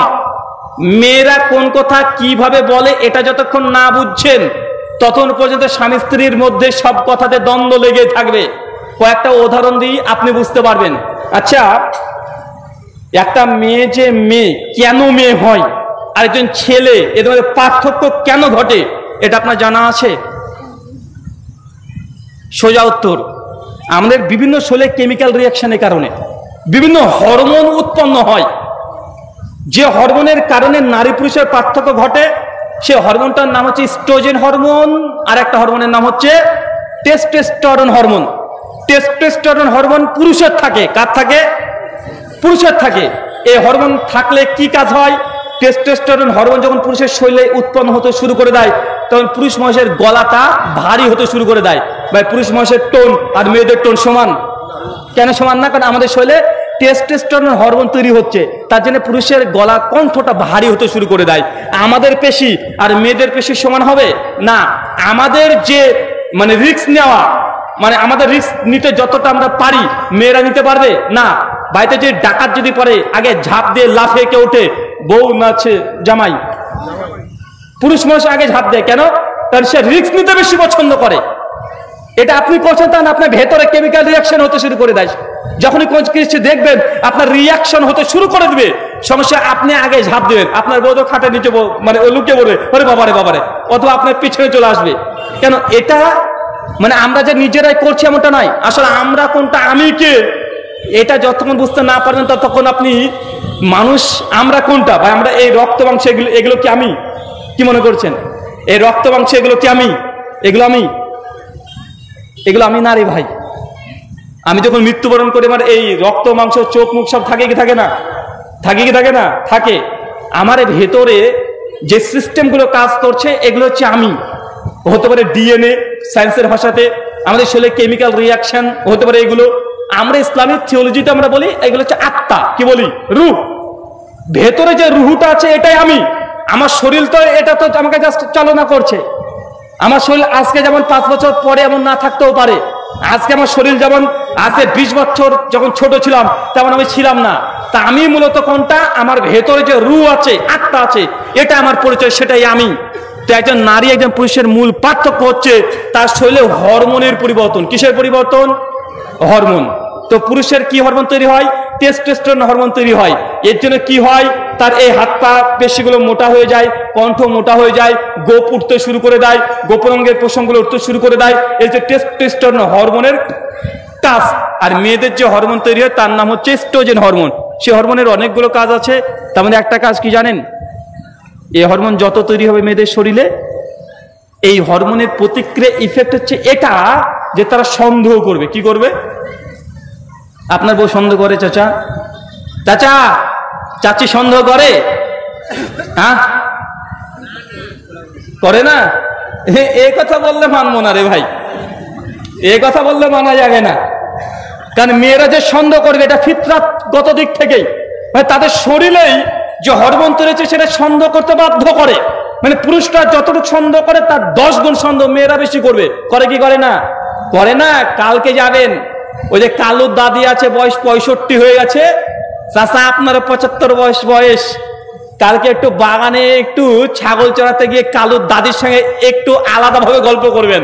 আর আমার চাষি যদি দেখে না দূরে, সঙ্গে সঙ্গে ঝাঁ টানে তেড়ে চলে আসবে, এসে আপনাকে মুখের উপর বলে দেবে যে তোমার বয়স 75 হয়ে গেল, এক পা তোমার কবরে আর এক পা কলার ছতরে, তোমার লুচ্চামি এখনো যায়নি, এখন ইউটি ফিরিস করছো। বলে কি বলে না? কথা বলেন। কারণ মেয়েদের এটা ফিতরাত। ও যদি কবরেও চলে যায়, হসপিটাল যদি ভর্তি থাকে আপনার স্ত্রী, আর আপনি যদি একটু নার্সের দিকে তাকিয়ে বলেন, হ্যাঁ বলেন তখন এই কখন ওষুধটা কি খাওয়াবো, এই কথা যদি বলেন, আপনার স্ত্রীকে দেখবেন বাড়িতে গিয়ে মুখ ভারী করে বসে আছে। কি হলো, তুই নার্সের দিকে হাসি মুখে কথা বললে কেন? এরকম হয় কি হয় না? আরে এটা বাস্তব রিয়েলিটি। তাদের মধ্যে প্রবণতা বেশি, আর এটা তারা নিজেরা করে এমনটা নয়, এটা তাদের হরমোনিক প্রবলেম, এটা করবে। আর একটা পয়েন্ট মনে রাখবেন, একটা পুরুষ মানুষ, এই যে আমি কথা বলছি না, এই কথা যে বলছি এটা আপনি ইচ্ছে করলে যত ইচ্ছা তত বলতে পারবেন না। কারণ আমাদের শরীর থেকে যে হরমোন নিঃসরণ হয়, আমাদের ব্রেন প্রতিদিন, একজন প্রাপ্তবয়স্ক পুরুষ মানুষের ব্রেন থেকে প্রতিদিন 3 লক্ষ অক্ষর তৈরি হয়। কি তৈরি হয়? অক্ষর মানে বুঝেন না?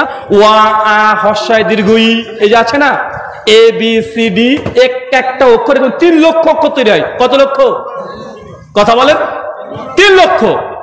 একটা মানুষ, প্রাপ্তবয়স্ক পুরুষ মানুষ প্রতিদিন 3 লক্ষ অক্ষর বলতে পারবে, মানে কথা বলতে পারবে।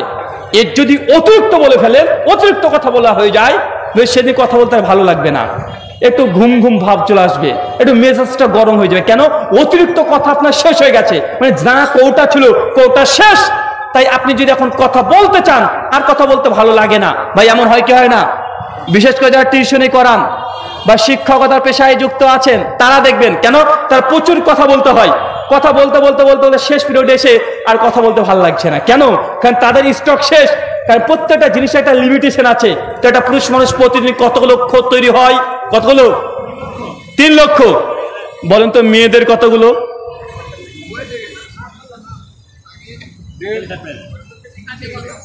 মেয়েদের কতগুলো? হ্যাঁ, আপনার আইডিয়ায় নাই।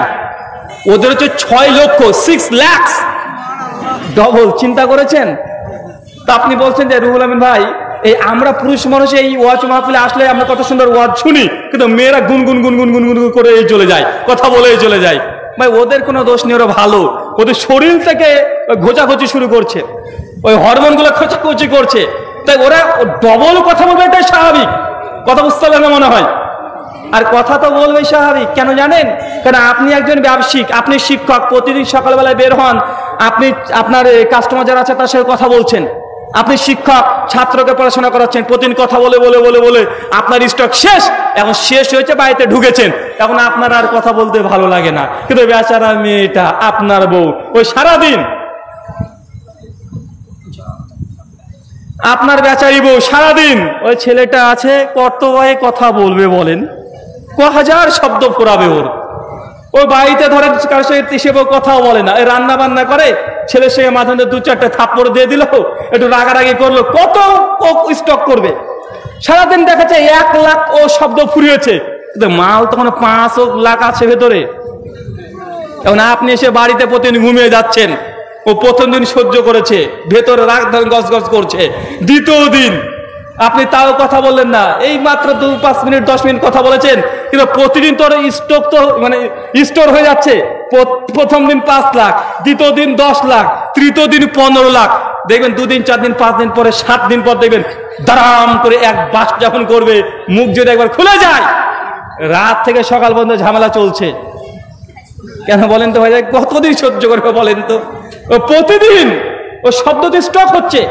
আপনি পুরুষ মানুষ, বাইরে কথা বলে আপনার এনার্জি শেষ, আপনার স্টক শেষ। কিন্তু ও তো নারী, ও তো বাড়িতে আছে, ওর কথা বলা হয় না, খুব বেশি শব্দ ফোরায় না।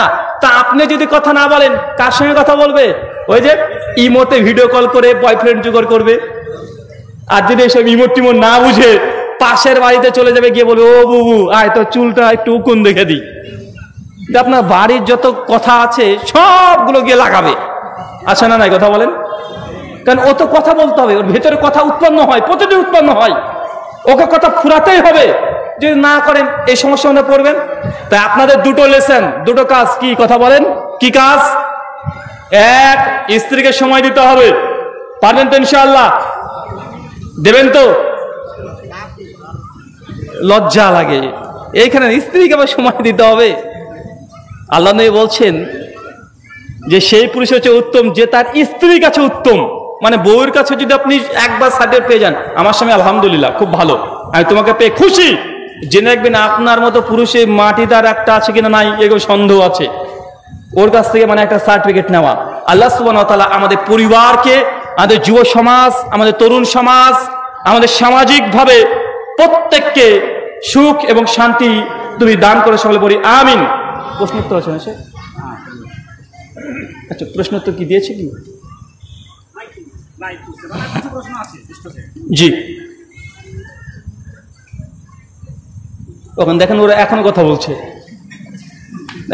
দেখেন বললাম না 6 লক্ষ মাল রেডি হয় প্রতিদিন, ডেলিভারি হয় মাত্র 1 লাখ। 5 লাখ থাকে, কি করবে? সব ডেলিভারি দিচ্ছে ওখানে। মেয়ে মানুষরা সব জায়গাতে বেশি, সব জায়গায় বেশি না ভাইজান? আপনাদের দ্বিগুণ আছে দেখবেন। সিনেমা হলে যাবেন তাও দেখবেন আপনার চেয়ে বেশি আছে। বাজারে যাবেন এখন ছেলের চেয়ে মেয়েরা বেশি, জাহান্নামেও তারা বেশি হবে।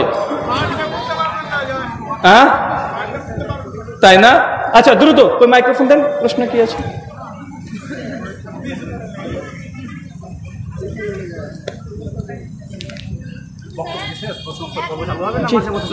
না না ডাইরেক্ট প্রশ্ন, এই তো সময় শেষ। আসসালামু আলাইকুম। ইতিমধ্যে আমাদের কয়েকটি প্রশ্ন জমা হয়েছে, সেই প্রশ্নগুলো করার পরে সময় পেলে ইনশাআল্লাহ আপনাদের প্রশ্ন করা হবে। প্রথম প্রশ্ন, অনেক মুয়াজ্জিন যারা আযান দিচ্ছেন না, তাদের বেতন নেওয়াটা কতটা জায়েজ? শুকরান, জাযাকাল্লাহু খায়রান। সুনান আবু দাউদের সহিহ সনদে হাদিস বর্ণনা আছে, আল্লাহ নবী বলেছেন যে মুয়াজ্জিন আজান দেওয়ার জন্য পারিশ্রমিক চায় না, তাকেই আজানের জন্য নিয়োগ দিতে হবে। তবে মসজিদ কমিটি খুশি মনে যদি আপনাকে কিছু অফার করতে চান আপনি নিতে পারেন, সমস্যা নেই। এখন কাউকে কোনো দায়িত্ব দেওয়া হয়েছে এবং সে দায়িত্ব পালন করার জন্য তাকে যদি অর্থ দেওয়া হয়, কিন্তু সে যদি দায়িত্ব পালন না করে, এই দায়িত্ব লঙ্ঘন করার কারণে যে অর্থ নিচ্ছে এই অর্থটা তার জন্য বৈধ নয়।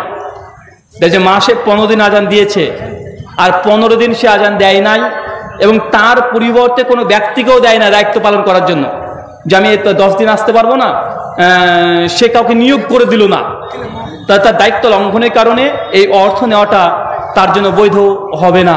শুকরান।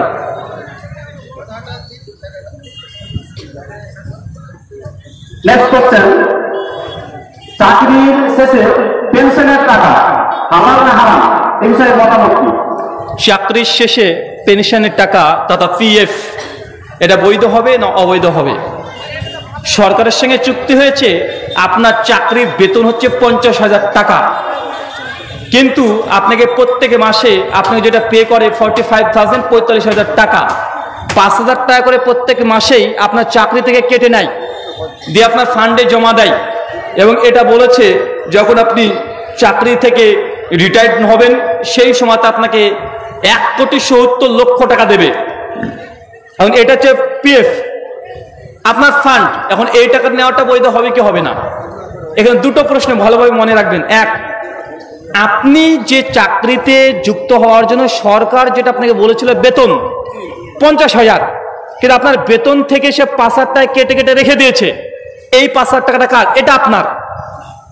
এখন যতদিন কেটেছে সেই টাকা যুক্ত করে যেই টাকা, এই টাকার হকদার আপনি, কিন্তু অতিরিক্ত যে ইন্টারেস্ট দিচ্ছে এটা আপনার নয়। কথা বুঝতে পারলেন? দেখে আপনার টোটালে জমা হয়েছিল 1 কোটি টাকা, কিন্তু আপনার 1 কোটির সঙ্গে আর 70 লক্ষ টাকা অতিরিক্ত ইন্টারেস্ট দিচ্ছে। এই 70 লক্ষ কি? এটা আপনার মূলধন নয়, আপনার মূলধন হচ্ছে ওইটা যেটা জমা হয়েছে। শুকরান। নেক্সট কোশ্চেন, শেয়ার বাজারে প্রচুর কিছু কেনা যাবে কিনা, কারণ সেখানে লাভ ও লস দুটোর সম্ভাবনা রয়েছে। আপনার এলাকায় খুব ব্যবসা আছে নাকি রে ভাই? আমাদের শাইখ মাদারি সাহেব যখন আলোচনা করে প্রশ্নোত্তর দিয়েছেন তখন দেখলাম যে এই কোয়ালিটির প্রশ্ন আপনাদের। মাশাআল্লাহ, ব্যবসা করবেন। চাকরির চাইতে ব্যবসা উপকারী। চাকরি হচ্ছে আধুনিক দাসত্ব। কি বললাম? চাকরি কি? চাকরি করলে রিজিকটাকে সীমাবদ্ধ করে দেওয়া হয়। রিজিক কি করে দেওয়া হয়? ফিক্সড করে দেওয়া হয়, সীমাবদ্ধ করে দেওয়া হয়। আর বিজনেস এটা হচ্ছে রিজিক উন্মুক্ত থাকে, এটা উন্মুক্ত। তার জন্য চাকরিকে আমরা বলি এটা হচ্ছে আধুনিক স্লেভারি, মডার্ন স্লেভারি, আধুনিক দাসত্ব। মানে নির্দিষ্ট টাকা দিয়ে আপনাকে কিনে রেখে দিয়েছে, এর চেয়ে আপনি বেশি আর করতে পারবেন না। এমন প্রশ্ন হচ্ছে, আগের প্রশ্নটা বলেন। শেয়ার মার্কেটে টাকা আপনি জমা দিতে পারবেন কি পারবেন না? দেখেন, শেয়ার মার্কেট এটা অনেক বড় একটা বিজনেস প্ল্যাটফর্ম। আপনি এক কথায় গোটা শেয়ার মার্কেটকে বৈধ ফতোয়া দিতে পারবেন না, অবৈধ ফতোয়া দিতে পারবেন না। শেয়ার মার্কেটে আপনি কি কিনছেন, এই কি কিনছেন, এবং আপনি যে টাকাটা সে দিচ্ছে কিসের বিনিময়ে দিচ্ছে, যতক্ষণ ক্রেতা এবং বিক্রেতার মধ্যে পরিষ্কার পরিচ্ছন্নতা না থাকছে, আল্লাহ নবী বলছেন সেই বিজনেস বৈধ নয়। তাই গোটা শেয়ার মার্কেটের অনেকগুলো প্ল্যাটফর্ম আছে, অনেকগুলো বিজনেস, বিভিন্ন সেক্টর আছে। তাই আগে সেই সেক্টরের কথা বলতে হবে, তারপরে যাচাই বাছাই করে আপনাকে বলতে পারি যে ওই জিনিসটা কেনার দ্বারা এটা বৈধ হবে। গোটা শেয়ার মার্কেট এটা নাজায়েজও নয়, গোটা শেয়ার মার্কেট এটা জায়েজও নয়। আগে দেখতে হবে কোন খাতে আপনি ব্যয় করছেন। কথা কি বুঝতে পারলেন? কারণ এগুলো অনেকগুলো প্ল্যাটফর্ম আছে। ধন্যবাদ। বিচারের টাকা দিয়ে হাড়ি বাসন কিনে সেই হাড়ি বাসন নিয়ে রান্না করে রোজা ইফতার করানো হয়, এই বিষয়ে কিছু বলবেন? মানে বিচারের টাকা নিয়ে নাকি? বিচারের টাকা দিয়ে হাড়ি বাসন কেনা হচ্ছে এবং সেই বিচার মানা সেই টাকা দিয়ে হাড়ি বাসন কিনে রান্না করে আমার রোজা ইফতারে খাওয়ানো। বাবারে বাবারে, মানে ভাইয়ের প্রশ্ন যে সমাজ সালিশ করেছিলেন, কেউ যদি কোনো রকমের অপরাধ করে তাহলে আপনাদের এখানে একটা ফাইন দেওয়া হয়। দেখাচ্ছি, আমি ফর এক্সাম্পল একটা উদাহরণ দিলাম। আমাদের গ্রামে কেউ মদ খাবে না, মদ খেলে কিন্তু 5,000 টাকা জরিমানা। এখন এই জরিমানার টাকা, বা কাউকে বউটো ছাড়াই হয়ে গেছে বলে 3,000 টাকা দিয়ে দে, অথবা এই গ্রামে আপনাদের কেউ বিয়ে করতেছে, বিয়ে করছে, জামাইকে বলছে 5,000 টাকা দিতে হবে আমাদেরকে, মানে আমাদের সিস্টেম এটা। তো এইগুলো টাকা দিয়ে সামাজিক কোনো কাজ, মানে আপনাদের গ্রামের সামাজিক কোনো কাজ, সামাজিক কাজ তো ওটা না, ওটা বললাম না। ওই টাকা নিয়ে হাড়ি বাসন কেনার কথা বলছেন, তাই তো? থালা বাসন কিনছে এবং সেটাকে রান্না করছে এবং সামাজিক কাজ করার সাথে কিছু ধর্মীয় কাজ করছে, সামাজিক কাজ করছে। এক কথায় যে ওই ফান্ডের টাকা দিয়ে এমন কিছু সম্পদে ইনভেস্ট করছে যে সম্পদটা বিভিন্ন ক্ষেত্রে ব্যবহার করা হচ্ছে। এখন এইটা বৈধ হবে না অবৈধ হবে, এটা সমাজ যে সিদ্ধান্ত নেবে। তাদের উদ্দেশ্য কি? তারা যদি এই উদ্দেশ্যে নেয় যে না, যেহেতু কোনো একটা অন্যায় করেছে আমরা এখানে ফাইন করেছি, এবং সমাজের যে কোনো বৈধ হালাল কাজে আপনারা এই অর্থটা খরচ করতে পারবেন। কথা বুঝতে পারলেন? এটা শরঈ হুকুম নয়। শরীয়ত শুধুমাত্র আপনাকে এখানে এতটুকু দেখবে যে আপনি যে কাজটা করছেন এটা হালাল না হারাম। কথা বুঝতে পারলেন? কোন ক্ষেত্রে? এখন দেখাচ্ছে ওই তসলা যেগুলো আপনি কিনেছিলেন, ওই তসলা আপনি পিকনিক করতে পাঠিয়ে দিয়েছেন, আর পিকনিক করছে ছেলেরা ওই তসলা দিয়ে, বা হারাম কোনো কাজ করছে, হারাম কোনো খানা অনুষ্ঠান করছে। যদি হারাম করে তাহলে অবৈধ হবে, আর যদি ওই পাত্রগুলো হালাল কাজে ব্যবহার করা হয় বৈধ হবে। শুকরান। সামাজিক বিচার করাটাই কিছু ব্যক্তিবর্গের অর্থ উপার্জনের পথ হয়ে দাঁড়িয়েছে, এ বিষয়ে কি বলবেন? এটা মহা মুসিবতে বললাম রে ভাই। আমি কিছু বলতে পারবো না ভাই। এখন কেউ যদি সামাজিক বিচারকে তার যদি মূল প্রফেশন ধরে নেয়, নিতে পারে। আর আপনারা যদি সম্মতি দেন, সম্মতি দিয়ে যদি এই কাজ করতে চান, করছেন, আপনাদের দুজনের মিউচুয়াল। আল্লাহ নবী বলেছেন ক্রেতা বিক্রেতা যতক্ষণ চুক্তি হয় আর সেটা যদি হালাল হয় সেটা বৈধ, যে কোনো ক্ষেত্রে হতে পারে। জি হ্যাঁ, বিচার যেন আবার ঠিকঠাক হয়, মনে রাখবেন। আল্লাহ নবী বলছেন বিচারক হচ্ছে 3 কোয়ালিটির। 2 কোয়ালিটির বিচারক জাহান্নামে যাবে। এক, যে হক জানলো, ও হক অনুযায়ী যদি বিচার করে সে বিপদে পড়বে। আপনি হক জানেন, ও হক অনুযায়ী বিচার করবেন, দুনিয়ার মানুষ আপনার বিরোধিতায় চলে আসবে, আপনাকে আর বিচারক মানবে না, সালিশ আপনাকে ডাকবে না, আপনাকে ওই আসন থেকে তারা পরিত্যাগ করে দিবে। 2, একজন বিচারক যে হক জানে কিন্তু হক অনুযায়ী বিচার করেনি। কেন? 5 থেকে তাকে কেউ বলেছে তাকে 5 লাখ টাকা দেবো, 50,000 টাকা দেবো, আমার দিকে বিচারটা করে দিস। অথবা বিচার করতে গিয়ে দেখছে আরে এ তোমার পরিচিত লোক রে, বা বিচার করতে গিয়ে দেখছে আরে এ লোকটা তোমার শত্রু, লোকটা বদমানুষ, জানা বোঝার পরেও সঠিক বিচার করেনি, আল্লাহ বলছে এও জাহান্নামে যাবে। আর 3, আরেক বিচারক, কোয়ালিটির বিচারক আছে যে হক জানেও না বুঝেও না, ওই কে বলেছে এই ঘটেছে বলে দিয়েছে, ঠিক আছে তোর দিকে রায় দিয়ে দিল, আছে না নাই? তাই বিচারক হওয়া খুব টাফ বিষয়। এই জন্য আল্লাহ নবী আবু যার রাদিয়াল্লাহু আনহু একবার এসে আল্লাহ নবী বলছে ইয়া রাসূলুল্লাহ আমাকে নেতা বানিয়ে দেন, দুজনের নেতা বানিয়ে দেন। আল্লাহ নবী বলছেন যে আবু যার তুমি দুজনের নেতৃত্বে কখনো যেও না, কখন নেতা হতে যেও না। নেতৃত্ব নেওয়া, বিচারকের আসনে বসা খুব কঠিন কাজ। এর যে ধারবিহীন অস্ত্র দিয়ে জবাই করা, মানে বুঝতে পারলেন না ভাই? যদি ধারালো ছুরি দিয়ে আপনি জবাই করেন, 2টা প্রাণী মারা যায়, কষ্ট পায় না, খুব বেশি কষ্ট পায় না। কিন্তু ধারবিহীন যদি ছুরি দিয়ে পেঁচায়, প্রাণী কষ্ট পায় কি পায় না? আল্লাহ নবী বলছেন বিচারে আসনে বসা খুব কঠিন বিষয়। যদি আপনি হক বিচার করেন, দেশের মানুষ আপনার বিরুদ্ধে চলে যাবে। যদি না হক বিচার করেন, আল্লাহ আপনাকে জাহান্নামে ঠেলে দেবে। তার জন্য আল্লাহ নবী সাহাবী আবু যারকে বলছে আবু যার তুমি কখনো দুজনের নেতৃত্বে তুমি যেও না, নেতা হতে যেও না। আল্লাহ যদি নেতৃত্ব চাপিয়ে দেয় সে বিচার করতে পারে, কিন্তু কখনো নেতা হওয়ার আশা করিও না। কিন্তু আমাদের তো সমাজে আছে, ও নেতা হওয়ার জন্য ছটপট করে না ভাইজান? জি তাই নামের প্রথমে মুহাম্মদ লেখা, এটি কি ধরনের বিধান? নামের পূর্বে মুহাম্মদ লেখা এটা শরীয়ত দৃষ্টিকোণ থেকে কি? দেখেন মুহাম্মদ শব্দ কেন লাগে, একটা ইতিহাস আছে। যখন মুসলমানরা 712 খ্রিস্টাব্দে মোহাম্মদ বিন কাসিম ভারতবর্ষে আসেন, একদম বর্তমান পাকিস্তানের করাচি, দেওয়াল বন্দর, সিন্ধ, ওই জায়গাতে যখন প্রথম আসে, সেই সময় থেকে শুরু করে সম্রাট অরঙ্গজেব, বাবর, এতদূর পর্যন্ত যখন ভারতবর্ষে যখন মুসলমান রুলার যখন ছিল, আম্পায়ার যখন ছিল, মুসলিম শাসক ছিল, তারপরে মুসলমানদের কাছ থেকে যারা ক্ষমতা কেড়ে নিয়েছিল তারা কারা?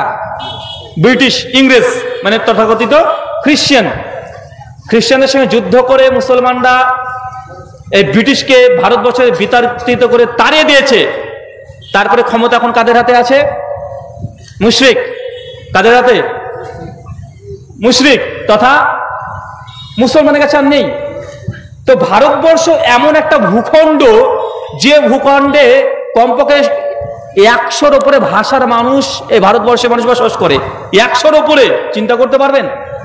প্রায় 70+ ধর্মের মানুষ ভারতবর্ষে আছে। কত প্লাস? 70+। তো ব্রিটিশরা যখন ক্ষমতায় ছিল সেই সময় তারা নাম দেখে তারা বুঝতে পারতো না কোনটা হিন্দু কোনটা মুসলমান। কথা বুঝতে পারলেন না? কোনটা হিন্দু কোনটা মুসলমান নাম দেখে তারা বুঝতে পারতো না। আমাদের সমাজে এখনো দেখবেন একই নাম, সেম নাম, মুসলমানেরও আছে হিন্দুদেরও আছে, সেম টাইটেল, মুসলমানের আছে হিন্দুদেরও আছে, আছে না নাই? যে মজুমদার টাইটেল হিন্দুদের আছে আর মুসলমানের আছে, আছে না নাই? যে বাংলাদেশের যে বক্তা আছে না, জমশেদ মজুমদার, আবু আকার, ডক্টর আবু আকার, জাকারিয়া মজুমদার, জাকারিয়া স্যারের টাইটেল কি? মজুমদার।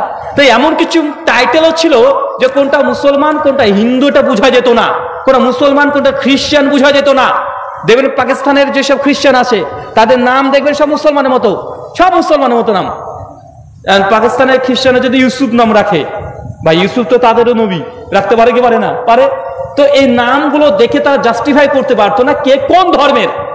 সেই সময় ব্রিটিশ ল তারা জারি করেছিল যারা মুসলিম তাদের নামের পূর্বে মোহাম্মদ বা এমডি এই শব্দ ব্যবহার করবে, যারা হিন্দু তাদের নামের পূর্বে শ্রী বা শ্রীমতী এই শব্দগুলো ব্যবহার করবে, বা তারা এটা সরকারিভাবে এই আইন তারা জারি করেছিল, যেন নাম দিয়ে নামের পূর্বে থেকে তারা বুঝতে পেরে যায় এটা মুসলিম, এটা খ্রিস্টান, এটা হিন্দু, এটা অমুসলিম। কথা বুঝতে পারছেন? আর এর জন্য আন্দোলন করেছিলেন বারাসাতের মীর নিসার আলী তথা তিতুমির, নাম শোনেন নাই? বাঁশের কেল্লা তৈরি করেছিল তিতুমির, সেই সময়তে আন্দোলন করেছিল। কিসের জন্য? কারণ মুসলমানরা যদি দাড়ি রাখতো আর গোপটাকে ছোট করতো 50 পয়সা করে সেই সময় ট্যাক্স দিতে হতো। কত পয়সা করে? 50 পয়সা করে ট্যাক্স দিতে হতো।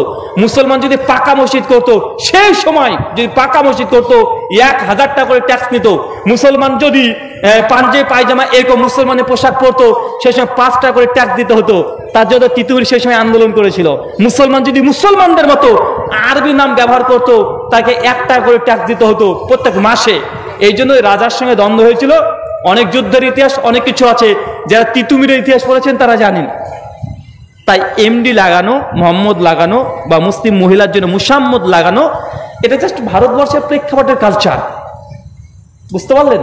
এটা কেউ ব্যবহার করলেও কোনো সমস্যা নেই, না করলেও কোনো সমস্যা নেই। ধন্যবাদ।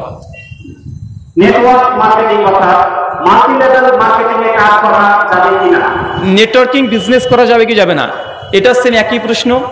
কারণ কোন নেটওয়ার্কিং বিজনেস করছে সেটা আগে বলতে হবে, আমাদেরকে দেখতে হবে তাদের পুরো সিস্টেম কি। কারণ যতগুলো নেটওয়ার্কিং বিজনেস আছে ওখানে চেন নেটওয়ার্কিং বিজনেস আছে, যে একজন মাল কিনছে চেন সিস্টেমে সবাই তার লাভ্যাংশ পাবে। যতক্ষণ খোলা না বলবেন ততক্ষণ উত্তর দিতে পারবো না এগুলো। আল্লাহ বলছে ওয়ালা তাকফু লাইসা লাকা বিহি মিন ইলম ইন্নাস সামাআ ওয়াল বাসারা ওয়াল ফুআদা কুল্লু উলাইকা কানা আনহু মাসউলা। যে বিষয়ে তোমার পরিপূর্ণ জ্ঞান নেই সে বিষয়ে কথা বলিও না, নিঃসন্দেহে তোমার চক্ষু কান জিহ্বা জিজ্ঞাসিত হবে। সূরা বনী ইসরাঈল আয়াত নাম্বার 36। জি। মাইয়েতকে কবরস্থানে নিয়ে যাওয়ার সময় বলা হয় মাইয়েতের আগে কেউ যাবে না, ইসলামিক বিধান কি?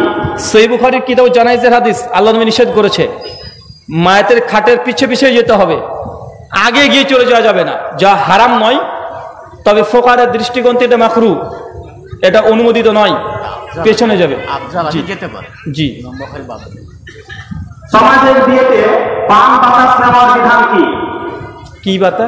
সমাজের বিয়েতে পান বাতাস এসব জিনিসগুলো নেওয়া হয়, বাতাসা, পান বাতাসা।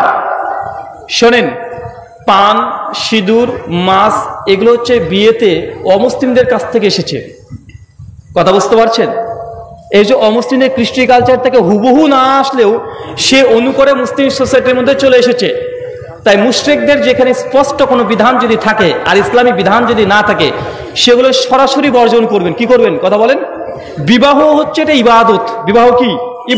একটা ইবাদত। সহিহ বুখারীর কিতাবুন নিকার ৫৬৩ নম্বর হাদিস, ফামান রাগিবা সুন্নতি ফালাইসা মিন্না। যে ব্যক্তি বিয়ে হচ্ছে আমার সুন্নাত, আর বিয়ে হচ্ছে একটা ইবাদত। ইবাদত করতে হবে শরীয়তের পদ্ধতিতে। অমুসলিমদের কোনো কৃষ্টি কালচার, কোনো জাহেলি কৃষ্টি কালচার যেন এর মধ্যে প্রবেশ না করে।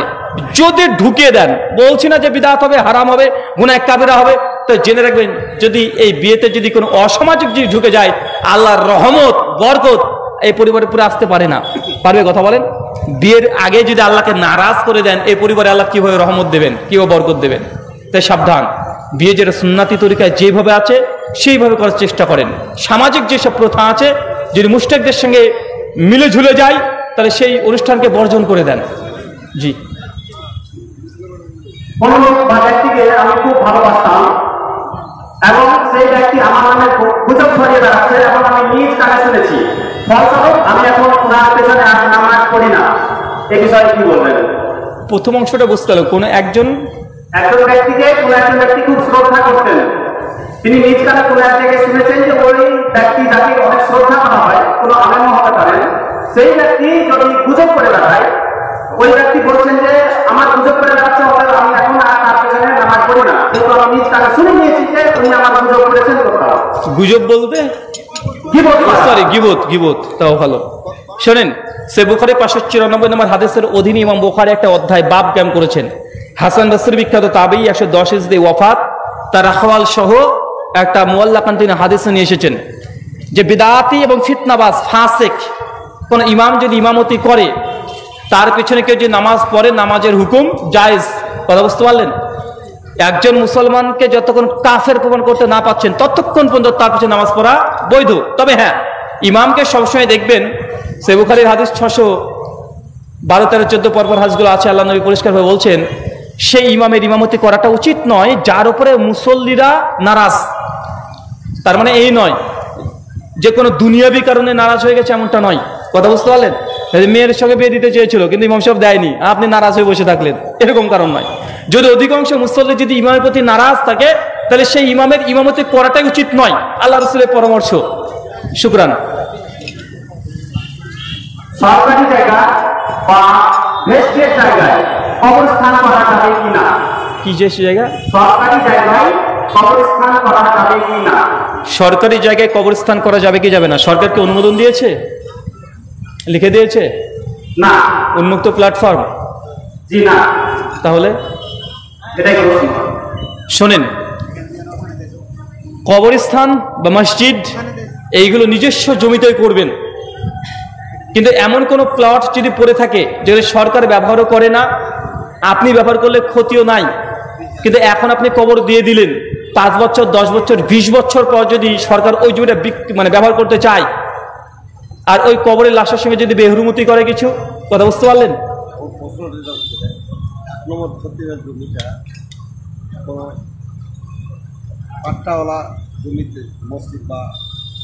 কবরস্থানের কথা বলছে। শোনেন, মূল কথা কবরস্থান এটা মুসলমানদের একটা সম্পদ। আর আল্লাহ নবী স্পষ্ট ভাবে বলেছেন, সহিহ বুখারী মুসলিমের একাধিক হাদিস, যে কবরের উপরে চুনকাম করো না, ওঠাউঠি করো না, উঠা বসা করো না, কবরকে কোনো বেহুরমতি করা জায়েজ নাই। আজকে আমরা একটা যদি কোনো সরকারি জায়গাতে যদি কবর যদি করে স্থান যদি মানে একটা কবর দেওয়া, একটা কবর স্থান করা যদি করে দিই, 20 বছর পর যদি সরকার নিয়ে নেয়, নিয়ে যদি সেটার সঙ্গে যদি ওই যে জিসিবি দিয়ে সব লাশ যদি তুলে ফেলে দেয়, তাহলে আমরা স্বেচ্ছায় সামর্থ্য থাকার পরেও এরকম কার্য না করি। তাই সর্বদা মনে রাখবেন, ইবাদতের জায়গা, কবরের জায়গা, গোরস্থান বা মাদ্রাসা এটা নিজস্ব জমিতে করবেন, এটাই বেটার। কিন্তু কেউ যদি করে ফেলে, শরীয়তের দৃষ্টিকোণ থেকে এটা হারাম নয়। কথা বুঝতে পারলেন? শরীয়ত আপনাকে এটা নাজেজ হারাম করবে না, যেটা করে ফেলেছেন এটা হারাম হয়ে গেছে, এটা আপনাকে হারাম ফতোয়া শরীয়ত দেবে না। তবে রাষ্ট্রীয় ব্যবস্থার দিক থেকে তাকে আমরা বলি যে এইসব জায়গায় ব্যবহার করা উচিত নয়, পরবর্তী সময়তে এগুলো বেহুরমতি হতে পারে। ধন্যবাদ।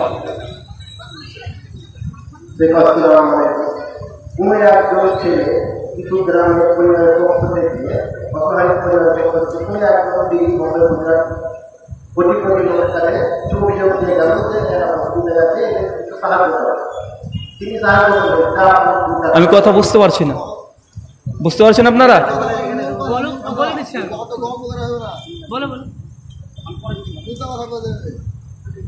হজ না করে শুধুমাত্র উমরা হজ করা, এটা কতটা বৈধ?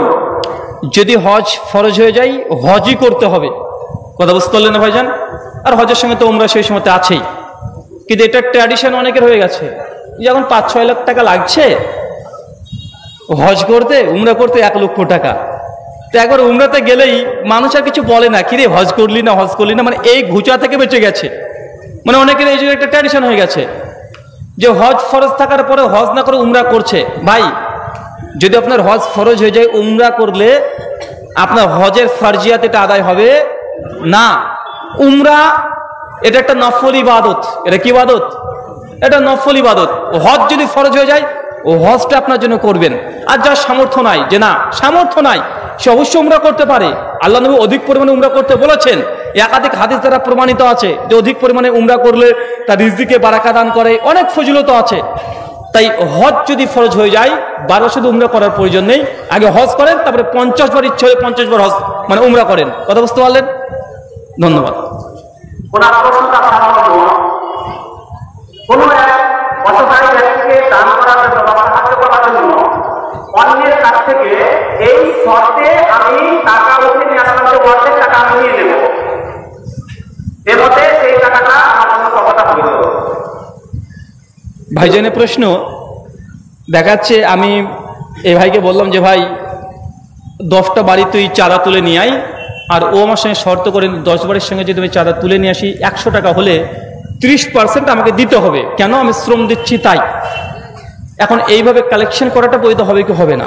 অনেক ওলামারা মত দিয়েছে বৈধতা হুকুম সূরা তওবা 60 নম্বর আয়াত, যেটা জাকাতের ফান্ড যারা সংগ্রহ করবে, জাকাতের ফান্ড যারা সংগ্রহ করবে, যাকে দায়িত্ব দেওয়া হবে এবং সে সংগ্রহ করে বেড়াবে। এখন ওই জাকাতের যে টাকা পয়সা 8টা খাতে দিতে হবে, তার মধ্যে একটা খাত যে সংগ্রহ করেছে তাকে দেওয়া জায়েজ। কথা বুঝতে পারলেন? আর এটা কোরআনে আছে, আল্লাহ এই অধিকার দিয়েছে। ইয়াকে সামনে রেখে জমহুররা বলেছে কাউকে যদি দায়িত্বে নিয়োজিত করা হয় তাহলে সে পারিশ্রমিক হিসাবে সেখানকার কিছু অংশ সে যদি নিতে চায় নিতে পারবে। কথা বুঝতে পারলেন? সে যদি নিতে চায়, শরীয়তে এটা নাজায়েজ, হারাম নয়। সহিহ বুখারীর সম্ভবত 1351, 52, 53 পরপর হাদিস আছে। আবু বকর রাদিয়াল্লাহু আনহু তিনি বলছেন, যখন আমি খলিফায় নিযুক্ত হলাম সেই সময়তে বাইতুল মাল থেকে আবু বকরের জন্য, যেহেতু তিনি খলিফা আর রাষ্ট্রীয় কাজে তিনি ব্যস্ত, তাকে কিছু সহযোগিতা করা হতো, কিছু অর্থ দেওয়া হতো তার পরিবারকে চালানোর জন্য। তো এইসব দলিলের ভিত্তিতে এই কর্মটাকে কেউ কেউ বৈধ বলেছেন। ধন্যবাদ।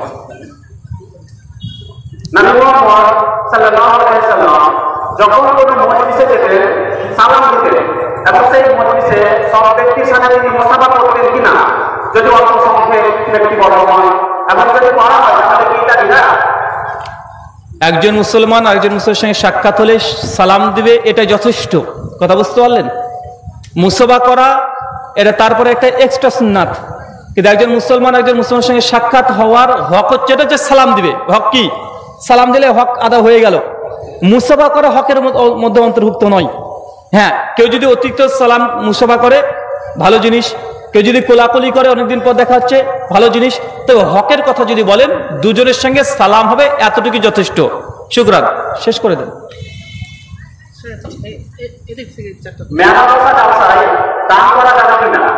মেলা বসেছে, সেই জালসাতে দান করা যাবে কি যাবে না? আপনি বলেন যাবে কি যাবে না? যাবে না। আচ্ছা, কে কে যাবে না পক্ষে আর কে কে যায় পক্ষে একটু আপনাদের ফতোয়া দেন তো ভাইজান। হ্যাঁ, ফতোয়া আপনাদের থাকলো, যা হলো সেম। জি, এআই দিয়ে ভিডিওগুলো তৈরি হচ্ছে, এআই দিয়ে ভিডিও তৈরি করা যাবে কি যাবে না? দাজ্জালের ভিডিও, কেমন দাজ্জালের ভিডিও করা যাবে কি যাবে না? শোনেন, এআই আর্টিফিশিয়াল ইন্টেলিজেন্স এখন বিভিন্ন রকমের সাইট থেকে বিভিন্ন রকম ভিডিও তৈরি করছে। মূল কথা হচ্ছে কোনো মানুষের দেখা যাচ্ছে আপনার ভিডিও মানে আপনার ছবিকে ভিডিও বানাচ্ছেন, এটা বৈধ নয়, এটা বিকৃতি করা, আল্লাহ সৃষ্টির বিকৃতি করা। কথা বুঝতে পারলেন? কেন আপনার একটা ছবি নিয়ে সে একটা নতুন একটা তৈরি করছে, ছবি অঙ্কন করছে, এটাকে বিকৃত করা হচ্ছে সৃষ্টির।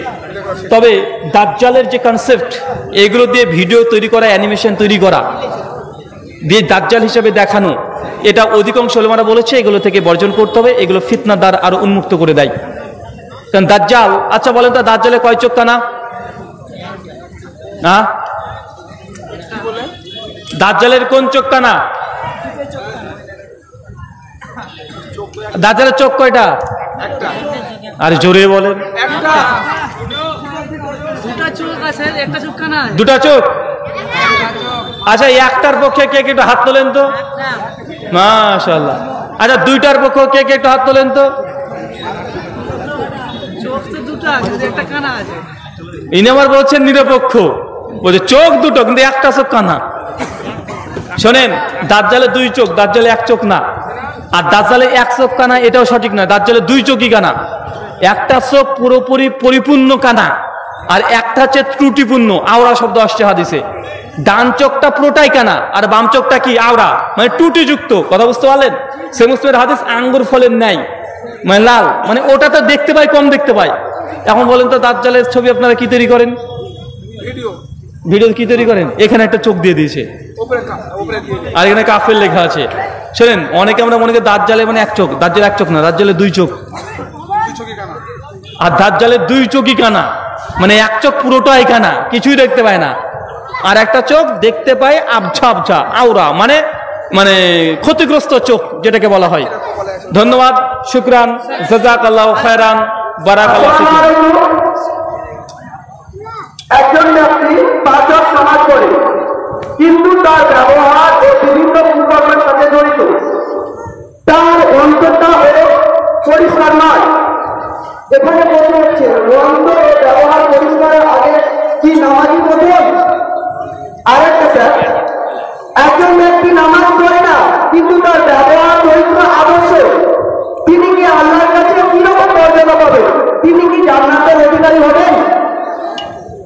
ভাইয়ের প্রশ্ন, একজন নামাজ পড়ে কিন্তু চরিত্র খারাপ, এখন এই লোকটা ভালো না একজন বেনামাজি কিন্তু চরিত্র দারুণ, এই লোকটা বেশি ভালো?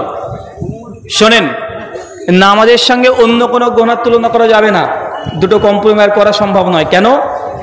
সালাত হচ্ছে মান তারাকা সালাতা মুতাম্মাদান ফাকাদ কাফারা, যে ব্যক্তি নামাজ পড়ে না সে কাফের হয়ে গেছে। এখনো যতই দামি কাজ করুক না কেন, যতই ভালো কাজ করুক না কেন, সে একজন কি? এটা কাফের। ওর চাইতে যদি কেউ জেনাখোর যদি জেনা করে তারপরে যদি নামাজ পড়ে, তবুও ফতোয়া এটাই যে ওর চাইতে এই বেশি ভালো, মানে তুলনা করতে গেলে। কথা বুঝতে পারলেন না ভাইজান? একটা গু আর একটা মানে পায়খানা, একটা আর একটা প্রস্রাব, দুটো নাপাক না ভাই? দুটো নাপাক কি নাপাক না? প্রস্রাবও নাপাক, আবার পায়খানাও নাপাক, আরে দুটোই তো নাপাক, এখন কোনটা বেশি ভালো? আরে ভাই দুটোই তো নাপাক, ভালো আবার বলবেন কিভাবে? তো তুলনামূলক ভাবে ভালো বলতে গেলে বলতে হবে মানে পায়খানার তুলনায় প্রস্রাবটা বেশি ভালো। তো যে ব্যক্তি নামাজ পড়ে কিন্তু চরিত্র খারাপ, আর যে ব্যক্তির চরিত্র ভালো কিন্তু নামাজ নাই, তো ভাই দুটোই নাপাক। তো দুটোর মধ্যে কে ভালো? যে নামাজ পড়ে আবার গুনাহ করে, ওই ব্যক্তির তুলনায়। কেন? নামাজ না পড়লে সে মুসলমানই না। কথা বুঝতে পারছেন? ধন্যবাদ স্যার। এই প্রশ্নটা একটু করেন, অনেক ফ্যামিলিতে এটা গন্ডগোল হয়ে আছে ভাই, দুই দিক থেকে প্রশ্ন আসছে, একটু বলে দিন। আমি তো বলে দিচ্ছি, আমি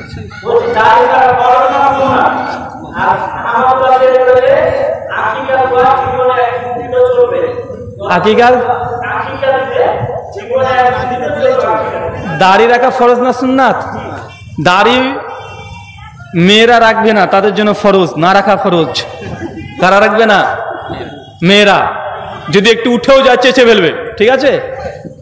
যারা যারা সব পুরুষ মানুষ, কি হবে, পুরুষ না নারী হয়ে গেল? তা আপনারা চেঁচেছেন কেন? শোনেন, দাড়ি পুরুষ এজ এ মুসলিম রাখবেন, ফরজ, এটা সুন্নাত নয়। দাড়ি রাখা কি? ফরজ। দাড়ি চাছা এটা হারাম। দাড়িকে বড় করা সুন্নাত। কি বলেন তো ভাইজান? আমাদের সমাজে আছে দাড়ি রাখা সুন্নাত, না রে ভাই, দাড়ি রাখা সুন্নাত না, দাড়িকে বড় করা সুন্নাত। একজন 1 ইঞ্চিও দাড়ি রেখেছে, তারও দাড়ি, এর সুন্নাতি দাড়ি নয়। কোনটা সুন্নাতি দাড়ি? বড় করা সুন্নাত। কথা বুঝতে পারলেন? কিন্তু দাড়ি রাখা কি? দাড়ি রাখা কি? ফরজ। দাড়িকে এক মুষ্টি পরে রাখবেন না, কাটবেন না, ছাড়বেন, এটা নিয়ে মতভেদ আছে। তো মতভেদের যে লাভ নেই। বুঝতে পারলেন চাচা? ধন্যবাদ। ও আকিকা, আকিকা একদিন দিলেই হবে কি? শোনেন, সুনান তিরমিজি 1520-21-22 নম্বর হাদিস, আল্লাহ নবী 7 দিনকার দিন আকিকা দিতে বলেছে। তিরমিজির 1522 নম্বর হাদিস, আল্লাহ নবী 7 দিনকার দিনে হাসান আর হোসাইনের কুরবানি আকিকা দিয়েছে। 7 দিনকার দিনে, সেই মুসলিম এবং সুনান তিরমিজির হাদিস। এখন কেউ 7 দিনে দিতে পারেনি, 14 দিন, 21 দিন, 42 দিন দিতে পারবো কি পারবো না? হাদিস আছে আল তাবরানি মুজাম্মাল কাবিরের মধ্যে এবং শারহু মাআনিল আল আসালিত তাহাবি, দুটো হাদিস পাওয়া যায়। শেখ আল্লামা নাসিরুদ্দিন আলবানী সহিহুল জামের মধ্যে হাদিসগুলোকে নিয়ে এসেছেন। 14 দিন, 21 দিন, 42 দিন, মানে 7 দিনে যারা পারেনি, 14 দিন, 21 দিন, 42 দিন, এই হাদিসটা বর্ণনা আসছে। এই হাদিসের সনদ সহি নয়। এই হাদিসকে শেখ শোয়েব আরনাউত থেকে শুরু করে হাফেজ জুবার আলী জাই রাহিমাহুল্লাহ থেকে শুরু করে জমহুর সালাফরা এই হাদিসের সনদকে জয়ীফ বলেছেন। একজন রাবি আছে ইসমাইল বিন মুসলিম, এই রাবি জয়ীফ, তার জন্য 14 দিন, 21 দিন, 42 দিনের সনদ সহি না, 7 দিনকার দিনে দেওয়া সুন্নাত। ইমাম ইবনু কুদামা রাহিমাহুল্লাহ তার আল মুগনির মধ্যে তিনি আলোচনা করতে গিয়ে বলছেন, তবে 3টে শর্তে 7 দিন ক্রস হয়ে গেলেও আকিকা দেওয়া যায়। 3টে শর্তে। কয়টা শর্তে? 3টে। 1, নবমুসলিম। কি বললাম? ও 35 বছর মুসলমান হয়েছে, কথা বুঝতে পারলেন? ও তো 7 দিনকার দিনের হয়নি।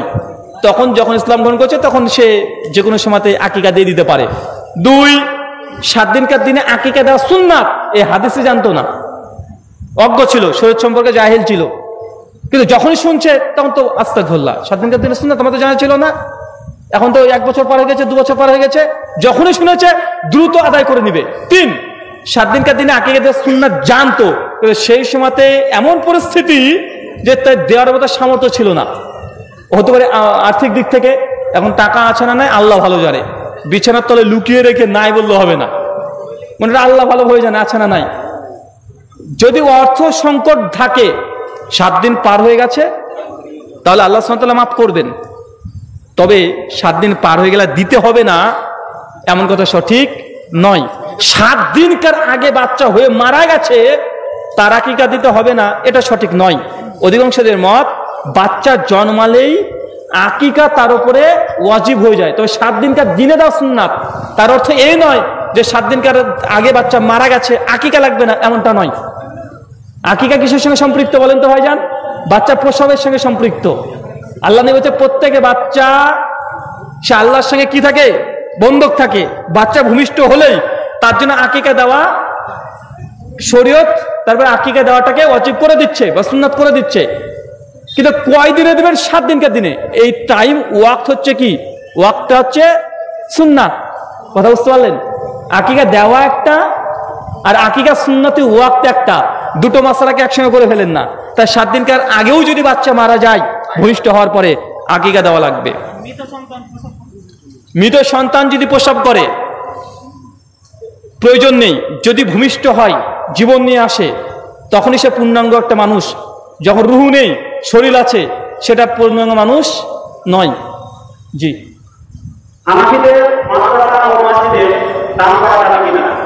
যে মসজিদ বা মাদ্রাসা থেকে বিদআত প্রচার করা হয় সেখানে যাবে না, হানাফি আহলে হাদিস বলে নাই। যে কোনো প্রতিষ্ঠান যেখান থেকে বিদআত প্রচার করা হয়, শিরকি বাক্য শেখানো হয়, শিরকের দিকে আহ্বান করা হয়, এইসব জায়গাতে দান ডোনেশন করা কিচ্ছু যাবে না। সে হানাফি হতে পারে, আহলে হাদিস হতে পারে, যেখানে ইচ্ছে সেখানে হতে পারে। জি, শেষ। হ্যাঁ,